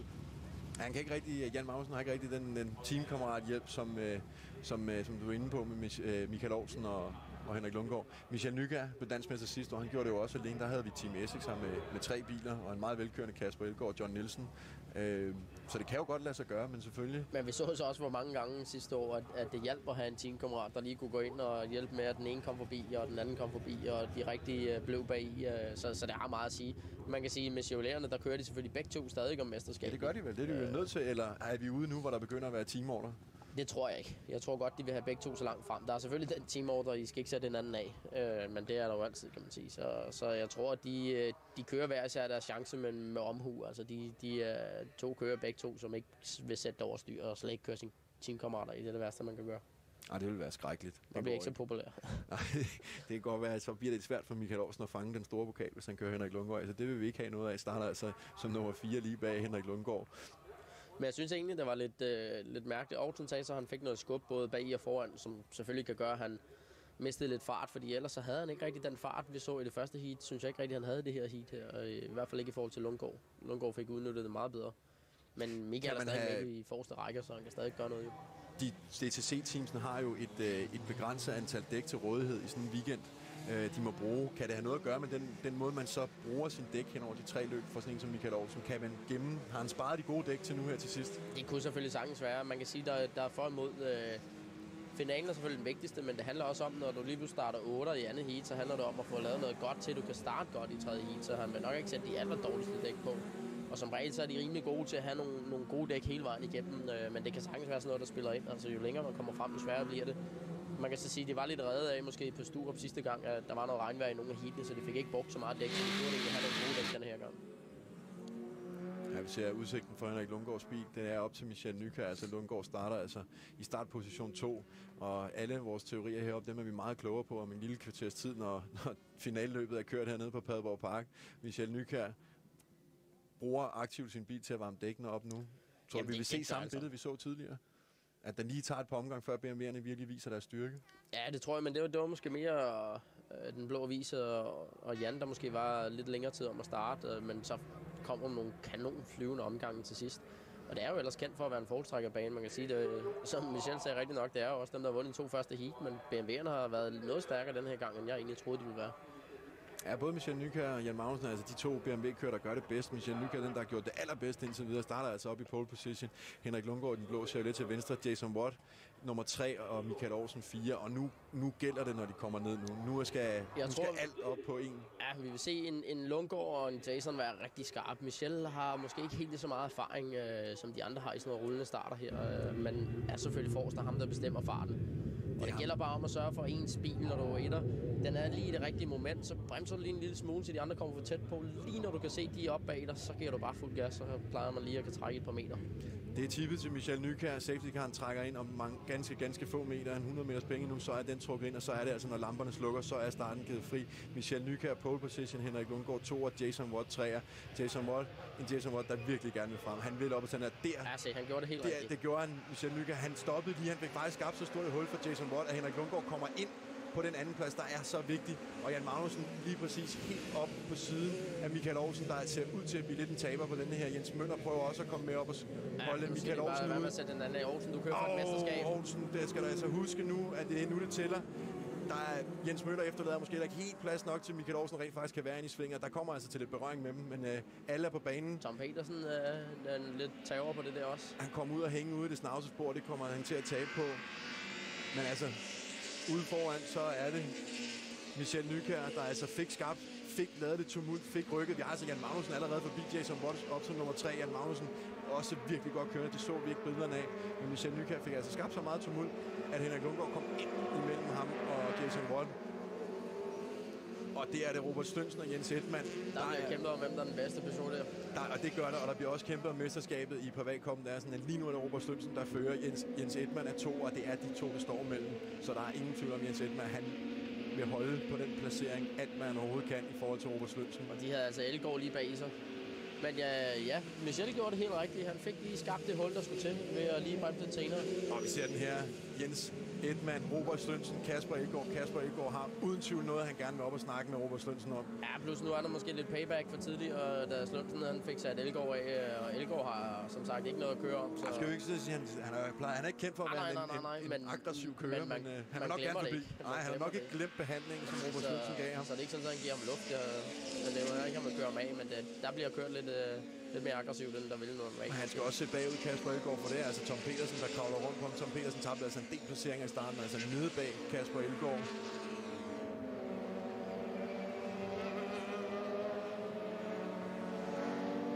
Han er ude foran. Men nu kommer Jan altså lidt hurtigt, synes jeg, op til Lundgaard.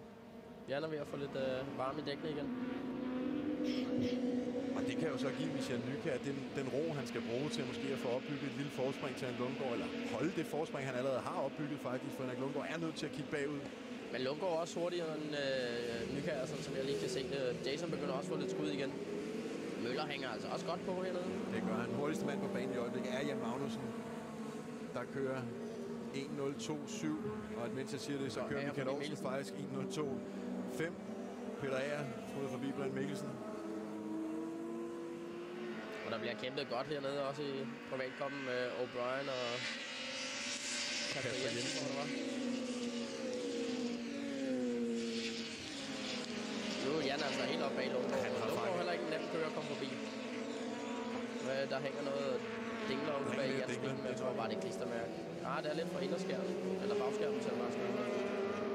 Jeg tror ikke, det er noget, der har noget betydning, men det kan selvfølgelig være noget, der skaber lidt røg, som måske skaber lidt forvirring.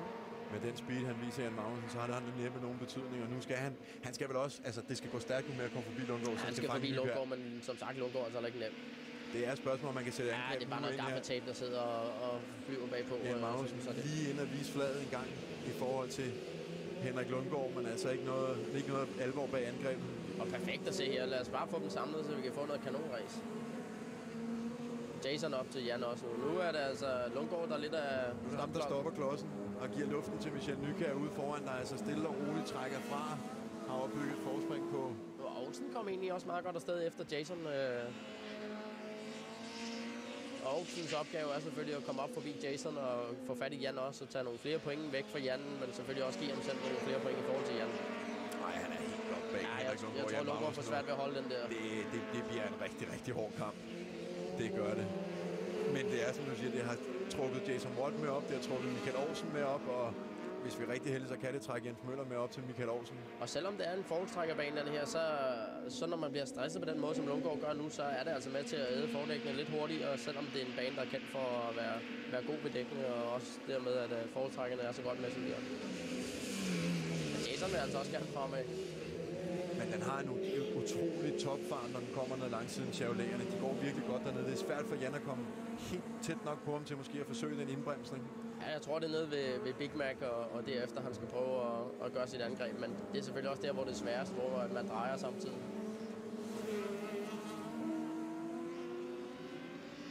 Michel Nykjær nu kræver stadig på ude foran. Flot kører ham ingen fejl.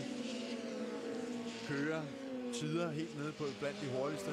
Michael Olsen sætter lige hurtigst omgangstid, kører 1.02.4. Michel Nykjær kører altså 1.02.5 ren, så han er ikke 200 del efter. Det er ganske, det er fint. Det kan ikke være bedre. Kører lige en... Men man skal tænke på samtidig, Jan vil selvfølgelig også gerne vinde, men han er stadig den store vinder her. Det kan godt være, at Lundgaard siger, jamen, så har jeg lige taget lidt point for Jan. Det er altså minimalt, hvad han tager for Jan. Jan har de point, han skal bruge. Han må selvfølgelig ikke udgå eller noget. Men han scorer stadig en masse point, hvor Lundgaard måske går håb på, at han udgik, så Jan ikke scorer nogen point. Ja, det er den der balancegang, der er for Jan Magnussen nu. Mellem at lege racerkører og lege taktiker. Jan vil rigtig gerne vinde det mesterskab her, så jeg tror ikke, han har oversat sig noget som helst. Men han er selvfølgelig god til at stresse Lundgaard og håbe på, at Lundgaard laver en fejl nu. Lundgaard er heller ikke den, der er nemmest at stresse, så han er selvfølgelig svær at komme forbi, men det kan jo ske. Og vildledetid, så er Nykjær, han kører altså bare ud foran. Den tror jeg til gengæld ikke, at de får fat i ham. Den kører altså også hurtigt omgang. Hurtigst omgangstid nu inde på 1.02.2. Han har indtil videre har han da al den fart, som han prøver at underspille en lille smule for os tidligere over for vores rapporter. Har virkelig lige så ufattelig god speed og brænder uden tvivl også for at få den sejr hjem til teamet. For at få den sejr, for lige at få bevist, at han altså det ikke var for sjov skyld, han vandt mesterskabet sidste år. Og i de indledende heat blev der altså slået banerekord, så banen er god i dag, fordi der kørte de under 1.02, som var banerekorden. Så der er altså god fart i banen lige pt. Det er så spørgsmål, om Jan Magnussen kan udnytte det. Han kan ikke komme tæt nok på det her nede af langsiden. Tænker så Jason Watt tager en lille smule til Jan Magnussen, og Michael Olsen er altså ved at bide sig stille og roligt ind på Jason Watt. Og i mellemtiden så Tom Petersen har det altså ikke nemt hernede, hvad I har mistet en del pladser. Har Poulsen til at skubbe lidt bag til ham. Han ligger nede bag Kasper Elgaard, helt nede på en 10. plads. Og kæmper altså virkelig for den. Jens Edman holder stadig Robert Svendsen. Jens Edman 7 og Robert Svendsen 8 og Kasper Elgaard 9. Og det er selvfølgelig godt for Lundgaard, hvad det angår. Michel bliver altså ved med at køre. Han fortsætter med at køre hurtigt. Og den hvide BMW ser ud af Henrik Lundgaards bil her, det er Michel Nykjær. Den bliver lidt mindre for ham ud af forruden.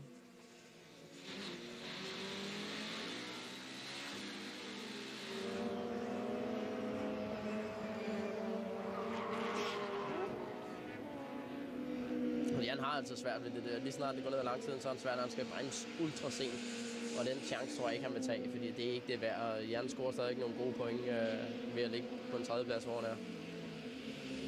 Jason havde måske regnet med at kunne lidt mere, men ser ud til at have lidt svært ved lige at få det sidste fart på. Men hvis han kommer tæt nok på Jan, så kan han altså godt udfordre ham. Vi har set, hvor sent ser den. Kunne man forestille sig en, som Henrik Lundgaard faktisk kører så taktisk, han prøver at holde måske lige tage en 10. mere for at få Jason Watt op og lægge pres på Jan Magnussen? Måske, det tror jeg ikke på nuværende tidspunkt, fordi jeg tror, han er så meget under pres for Jan, at han ved godt, at han skal ikke gøre for meget, og så kommer der lidt små glidninger, og det er måske nok til, at man lige mister lidt ud i sporet. Og Jason Watt, han understreger, altså nu er der fart i, han ser det igen, 1.02.1, og altså den hurtigste mand og bil på banen lige nu, og Jan Magnussen, han ved godt, at Jason er på vej op igen, han ved det godt. Ja, Lundgaard ved altså også godt, at han skal ikke lige helt åbne døren dernede, så er Jan der, så han sørger lige for at holde et lille pus. Ja, og han kommer altså ud på langsiden her, Jan Magnussen, helt op i kofaren på Henrik Lundgaard. Man kan næsten godt ane det på bøderne. Det er et spørgsmål, om han alligevel prøver nu, om han kommer nu, eller om Henrik Lundgaard prøver. Lundgaard er hurtigt der. Det var han. Og I var så set begge to. Helt fantastisk duel, de har. Henrik Lundgaard er meget, meget set på bremse. Jan Magnussen presser sin BMW alt, hvad han overhovedet kan, for at komme forbi Henrik Lundgaard. Men Lundgaard bliver stresset nu. Nu er det, han begynder at skal køre lidt alternative linjer for at holde Jan bag i. Altså ude foran, der er i hvert fald ikke nogen, der stresser Michel Nykjær. Han kører stille og roligt sin eget løb. Startede i pole position, og efter 9 omgange ligger han stadig helt komfortabel ude foran med 1,5 sekunds forspring til Henrik Lundgaard. Det er kamp om andenpladsen, der er rigtig, rigtig spændende i øjeblikket. Det er Henrik Lundgaard, der holder den, der stadig indtager den foran Jan Magnussen, der tog 3. pladsen for Jason Watt, som lå nummer 4. Og det er Jan Magnussen, der skal lægge pres på Henrik Lundgaard. Og vi ser det her igen på vej ud på langsiden, helt op bag Henrik Lundgaard, ind og lægge bagved. Og det er bare ikke, der er ikke noget at komme efter. Nej, han mangler lige et par meter hver gang på langsiden, så han skal altså bremse ultra sent for at gøre noget ved det. Jason bremser altså også sent ned for en avance. Aarhusen er heller ikke helt fart nok til at komme helt med op. Ligger lige og mangler de der par meter der hver gang. Michel Lykke ud på omgang 10. 2 sekunders forspring til Henrik Lundgaard. Jan Magnussen 3'er. Jason Watt 4. Aarhusen 5'er. Og Jens Møller holder rigtigt. Ude på billedet kommer altså... Ude på billedet var det... Faktisk ude for billedet var det Robert Stølsen og Kasper Elgaard, der havde en lille kontrovers igen. Sådan så det i hvert fald ud, men... Og prøv at se Lundgaard her. Han er altså bare hele tiden i spejlet. Han ved godt, at Jan ligger om bag, så det er om lige at kigge moren. Og Michel Lykke, han moser bare afsted foran. Ny hurtigste omgangstid er utrolig godt kørende i det her løb. Og se, nu begynder der at komme lidt mere røg for serierne. De er lidt mere under pres, og det er hårdt for dækkene, selvom som sagt vi er på en bane, hvor det ikke er ultra hårdt for fortrækkerne i forhold til, hvad det er på Jyllandsringen og andre steder. Men når de er så meget under pres, så skal der ikke så meget til. De bruger jo som sagt både hjulene til at bremse og accelerere, hvor BMW'en den er mere fordelt over alle 4 hjul. Ja, det er spørgsmålet på. Nej, prøv at se Lundgaard, hvor sent den bremser. Han bremser uhyggeligt sent, det gør han altså. Det er sig selv, Jason Watt, han må være stolt af ham. Han må sidde lidt der bag og være stolt af Henrik Lundgaard, når han kan bremse sent. Lidt synd, vi ikke får lidt flere kampe her. Han er selvfølgelig tæt på, men det kunne være rigtig godt at se lidt mere fight. Men de mangler lige sådan de rigtige steder. De kører så tæt tidsmæssigt her, der er ikke den store forskel. Og Henrik Lundgaard ligger og kører 1.02.5.13, og Jan Magnussen ligger og kører 1.02.5.08. Det kan næsten ikke være mere identisk, det de kommer rundt på derude. Jan Magnussen kan selvfølgelig ikke køre hurtigere rundt, end Henrik Lundgaard gør foran, og her vil med Henrik Lundgaard igen. Hele tiden kigge ud i sidespejlet, op i bagspejlet. Optimalt 100% fokus og koncentration på musik. Han kan nogen køre det Michel ud foran. Han gjorde, som man sagde, hvis han får lidt luft, så han altså bare kørt, så kunne de ikke være med. Selvfølgelig hjulpet lidt af Lundgaard. Ligger og holder de 3 andre lidt tilbage, men så meget holder han heller ikke tilbage. Michel har farten til at være foran, det har han også bevist med på hurtig omgang. Og sjovt nok, nu åbner de faktisk et stort hul i Lundgaard og Jan Magnussen til Jason Watt. Jeg tror, at Jason lavede en fejl før, da de kørte over, inden de kørte igennem chikanen derovre. Altså, Jan Magnussen, vi er ude på sidste omgang. Det er nu, det skal være, eller også så skal du tage til takke med 3. pladsen. Den vil give gode point til dig i din samlede mesterskab. Michel Lykke er altså på vej mod en sejr. En meget, meget velfortjent sejr her i finalen på Padborg Park. Han har altså JM-racen med det hele. Kasper Jensen, der har parkeret og sagt tak for i dag.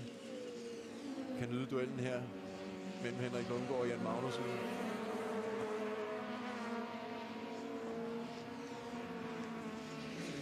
Ja, så er der ikke så meget at komme efter her for Jan. Men Jan er selvfølgelig ikke tilfreds. Jan er en vinder, han vil bare vinde hver eneste gang. Men han er også klog nok til at sige, at der sætter ikke noget som helst over styr.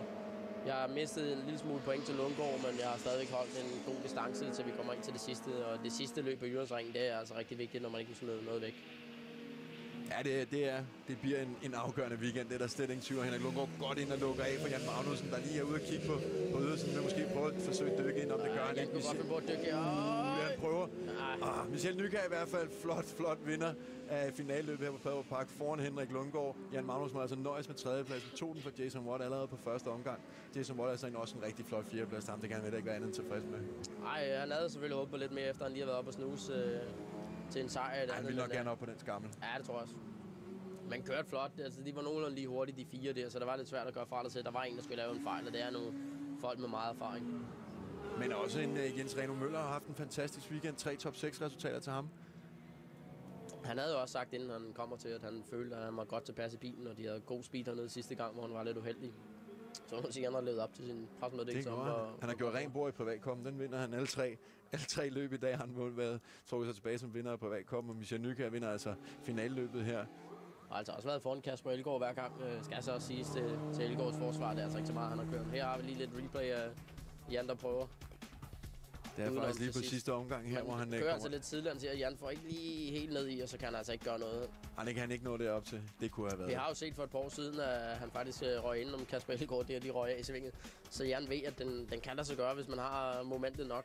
Så den anden bremser lige en lille smule, så kan man komme op på siden. Men det fik han altså ikke lov til. Nej, det var der ikke plads nok til den her gang. Og han vil selvfølgelig heller ikke stå med en stor regning bagefter for 2 smadrede biler. Det kan ikke betale sig, mindre han så, at chancen var god nok til at gøre det.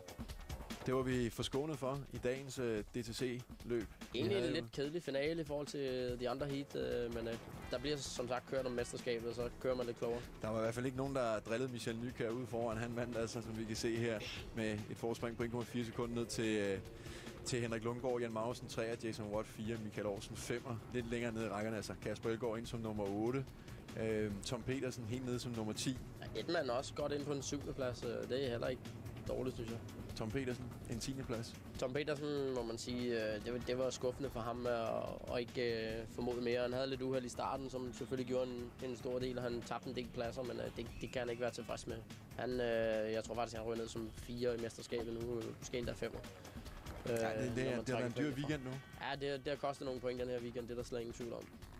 Det hjalp lidt med, han lå til en heater, som så blev byttet til en 3'er, men ja, de 2 andre heat, der har han altså mistet mange point. Ja, det har han. Og her har vi så vinderen af DCC-finalen i dag her på Padborg Park, Michel Nykjær. Det er også godt for Nykjær at vinde en finale, og ligesom bevise nu er ved at have fat i bagstrækkeren. Og det er så en anden finalesejr i træk til Poulsen Motorsport. De vandt også på Sturup. Der var det så teamejer Christian Poulsen, der vandt der. Men nu er altså Michel Nykjær sidste års mester. En rigtig, rigtig glad omfavner. Venner og fjender var lige ved at sige dernede. Men der bliver ønsket tillykke for alle sider til ham. Godt kørt, altså gjorde det helt rigtigt. I fik den start der, fik lige lidt luft, og de andre begynder så at ligge og kæmpe. Men som sagt, jeg vil sige, at han vandt det på egen hånd. Det var ikke fordi de andre de lå og blev holdt så meget tilbage i Lundgaard. Så han kørte sit eget race og kørte sig til en sejr. Og viste, at han havde speeden, ikke? Der har vi lige præcis teamchef Christian Poulsen, der kommer der med hjælp med omfavner Michel Nykjær og ønsker tillykke. Men han havde speeden, Michel Nykjær, det er der ingen tvivl om. Nej, og det er en perfekt start. Altså de andre sov lidt i starten, der må man sige. Og lad os lige prøve at høre, vi kan se vores reporter Jan Sjælbæk har fanget Michel Nykjær. Lad os prøve at høre hans kommentar til løbet. Michel, tillykke med dig. Det er sådan en forløsning på en lidt småbesværlig sæson. Det tegner ikke til, at du kan forsvare dit Danmarksmesterskab. Nej, midt på sæsonen kunne jeg godt se, at jeg nok ikke blev Danmarksmester i år. Men jeg kunne i hvert fald gøre alt, hvad jeg kunne til at få en finalesejr. Vi har stadigvæk en tilbage, og måske ikke kan nå dem, men jeg gør alt, hvad jeg kunne. Og jeg er bare utrolig glad for, at det endelig lykkes i en bagstrukken bil for mig. Flaskede det så bare i finalen. Man kan sige, at Henrik Lundgaard og Jan Magnussen, de sloges bragt, og det kostede måske lidt på omgangstiden. Du havde fri luft. Ja, det var det, jeg håbede på. Jeg havde så håbet på, at Jason var lige bag mig, for han var god stopklods i anden heat. At Lundgaard ikke kunne komme op til mig, det var helt fantastisk, for jeg tænkte, nu kommer de bare drønende alt det, de kunne. Men de kunne ikke fange mig, og jeg kørte bare frem. Hvordan har du det lige nu? Altså man kan sige, du har lige fået vist fansene, at det er et mesterskab sidste år. Det er altså ikke nødvendigvis en enlig svale, når bilen og Michel Nykjær, det går op i en højere enhed. Ja, altså, jamen, jeg har også længe gået og ventet på at skulle vinde. Jeg synes, det har været lidt længe siden, jeg har vundet et motorløb, så jeg er bare utrolig glad, og jeg er glad for min familie og mekanikers vegne, at vi har gjort det. Jeg er bare lykkelig. Tillykke med det. Tak skal du have. Michel Nykjær, han er bare lykkelig. Det er nu også alt grund til at være. Ja, det er en stor forløsning, især her sidst på sæsonen. Det er det, folk de altid husker. Det er de sidste på løb. Husker selvfølgelig også, hvem der blev mester, men det bliver som regel også afgjort i de sidste på løb. Så det er perfekt lige at komme ud og vise, og jeg synes, han gjorde det i stil. Så det var helt klart fortjent sejr. Han fulgte sin strategi hele vejen. Ja, det gjorde han. Altså, jeg synes, Møller, som vi ser i billedet her, er også god grund til at være tilfreds. Altså, han gjorde det rigtig godt. Men ja, Nykjær, han gjorde lige, hvad han sagde, han havde behov for. Og som han selv sagde, også beviste, at han havde farten til, at de ikke kom. Men han troede selvfølgelig også selv, at de kom. Ja, fordi det så jo også sådan ud, at Michel Nykjær siger, så han havde håbet, det var Jason Watt, der var der, fordi han er en god stopklods. Det har vi så set masser af gange. Det har kørende også fundet ud af. Men Henrik Lundgaard fungerede jo som en lige så god stopklods, og havde ikke farten til at fange Michel Nykjær. Nej, jeg tror, den eneste, der måske havde farten til det var i virkeligheden Jan, og han fik ikke chancen for at komme forbi Lundgaard. Og igen skal det pointeres også, at det er i mesterskabet, og Lundgaard er slet ikke nemt at gå forbi, og så meget mindre fart havde han selvfølgelig heller ikke i forhold til den anden. Men altså det, ja, Michel gjorde bare, som der skulle gøres. Det gjorde han. Han gjorde det, og han var også inde på, at det var lang siden, han har vundet. Det er faktisk over halvanden år siden, Michel Nykjær sidst har vundet en finale, så det er der ingen tvivl om, den falder på et rigtig, rigtig godt sted, og det er fuldt fortjent. Han har haft en rigtig flot weekend og vist, og han har faktisk også været rigtig godt kørende de sidste par løb, vi har været vidne til, hvor han har været rigtig uheldig. Jamen det hører med til motorsport, og det er ikke nok bare at køre hurtigt, der skal også noget held med. Og vi har vores reporter klar med et dobbeltinterview sammen med Henrik Lundgaard og Jan Magnussen. Lad os prøve at høre, hvad de siger til deres duel. Henrik Lundgaard og Jan Magnussen, det var noget af en mandfolkedyst derude. Henrik, hvordan lykkedes det at holde Jan Magnussen bag dig? Jeg kæmpede meget defensivt de steder, hvor jeg kunne se, at Jan han var hurtigere. Lige nok i finalen her manglede en lille smule speed nogle steder, og det er ligesom, at jeg ikke helt fik liv i dækning, som vi gjorde i de andre heat. Jan presser mega hårdt, så jeg er ingen tvivl om, at han var lidt hurtigere i finalen, men det er super skønt at køre race med sådan en som Jan, fordi man ved, at det er fair og square. Hvis det er, at han indleder et angreb, så fordi han ved, at den kan jeg godt færdig. Du kigger frem mod finalen, så det er jo rigtig, rigtig spændende. Hvad er dine forventninger til den, Jan? Men altså, Padborg i år har ikke været så god for os fartmæssigt, og jeg føler, at vi står stærkere på Jyllandsringen. Så en tredjeplads er jeg sgu aldrig glad for, men det er okay, når sidste løb skal være på Jyllandsringen. Men som Henrik sagde, jeg er herreglad for at køre race på den her måde, hvor man kan sgu køre tæt. Der er mange, man ikke tør at køre rigtig tæt på, fordi man ved ikke, hvad fanden der foregår. Men her vi kører det fandme bomber hele vejen igennem, det er skide fedt. Henrik Lundgaard, kan Jan Magnussen hentes på en Jyllandsring, hvor BMW'erne jo har vist sig at være frygteligt suveræne? Jamen, så skal vi have lidt gang i Voldborg. Jeg ved ikke, om vi kan se sådan 21 dages vejrudsigt allerede nu, men vi vil gerne have lidt regnvejr, det er der ingen tvivl om, fordi i tørvejr, jamen, der har vi det svært på Jyllandsringen. Det har vi. Så en regnvejrsdyst mod Danmarks måske to bedste kører i regnvejr, det vil være oplagt, eller hvad? Det vil være noget lort. Men hvis det er regnvejr, så er det regnvejr. Okay, tillykke med det. Jan Magnussen, han vil ikke have regnvejr, det vil ikke være særlig godt med udtryk, men det er vel kampen om guldet, vi ser her. Det er de to herrer, vi skal følge. Det tror jeg også, det læner derhen mod, og som han også siger, jamen, jeg er ikke glad for en tredjeplads, men det må jeg være i den her situation. Jan vil altid vinde, og sådan skal det selvfølgelig også være. Men han tænker klogt og tænker på mesterskabet, eller hvad med at gøre noget overilet. Ved også godt, at Lundgaard, han skal have chancen for at komme forbi. Lundgaard er heller ikke en langsom en og nem at køre forbi. Men det bliver spændende at se til finalen. Hvis vi skal være realistiske, har Chevrolet en chance, hvis det bliver tørvejr, og vi rammer Jyllandsringen? De har altid en chance, men det kræver, at Jan får lidt uheld, tror jeg. Fordi som jeg lige kan se pointen inde i hovedet, så om Jan han skulle blive 2 år efter Chevrolet, måske endda 3, så har han stadig vundet mesterskabet. Så det bliver svært for dem. Og det er også derfor, de håber selvfølgelig på, at han får noget uheld, og de måske endda får noget regnvejr, fordi der er det svært i bagstrækkerne. Der er forstrækkerne noget hurtigere i regnvejr. Og her ser vi lige billederne af privatkørernes indbyrdes mesterskab, altså forløbet af, altså Jens Møller vinder med sin 6. plads foran Jens Edman og så Christian Poulsen, teamchef for Michel Nykjær, op på podiet som nummer 3, Christian Poulsen. Det leverer jo også nogle flotte resultater. Jamen, det har helt klart hjulpet. Han har været ude og køre noget VTCC, få noget mere under bæltet og få kørt på nogle baner, hvor der virkelig er kamp om pladserne, som der er i VTCC, og få kørt på nogle baner, hvor det går rigtig stærkt, så man lærer bilen at kende på en lidt anden måde. Det gør selvfølgelig, når man så kommer hjem til Danmark, hvor det ikke går lige så hurtigt, jamen, så kender man bilen lidt bedre og ved, hvor grænserne er, og det er helt klart det, han har lukreret af at køre alle de VTCC-løb, som han har kørt. Det har gjort en stor forskel for Poulsen. Ja, fordi han var faktisk nede og starte som nummer 14, og får altså kørt sig op ned som nummer 7, som jeg lige umiddelbart kan se blandt privatkørende, for altså kørt sig op som nummer 3.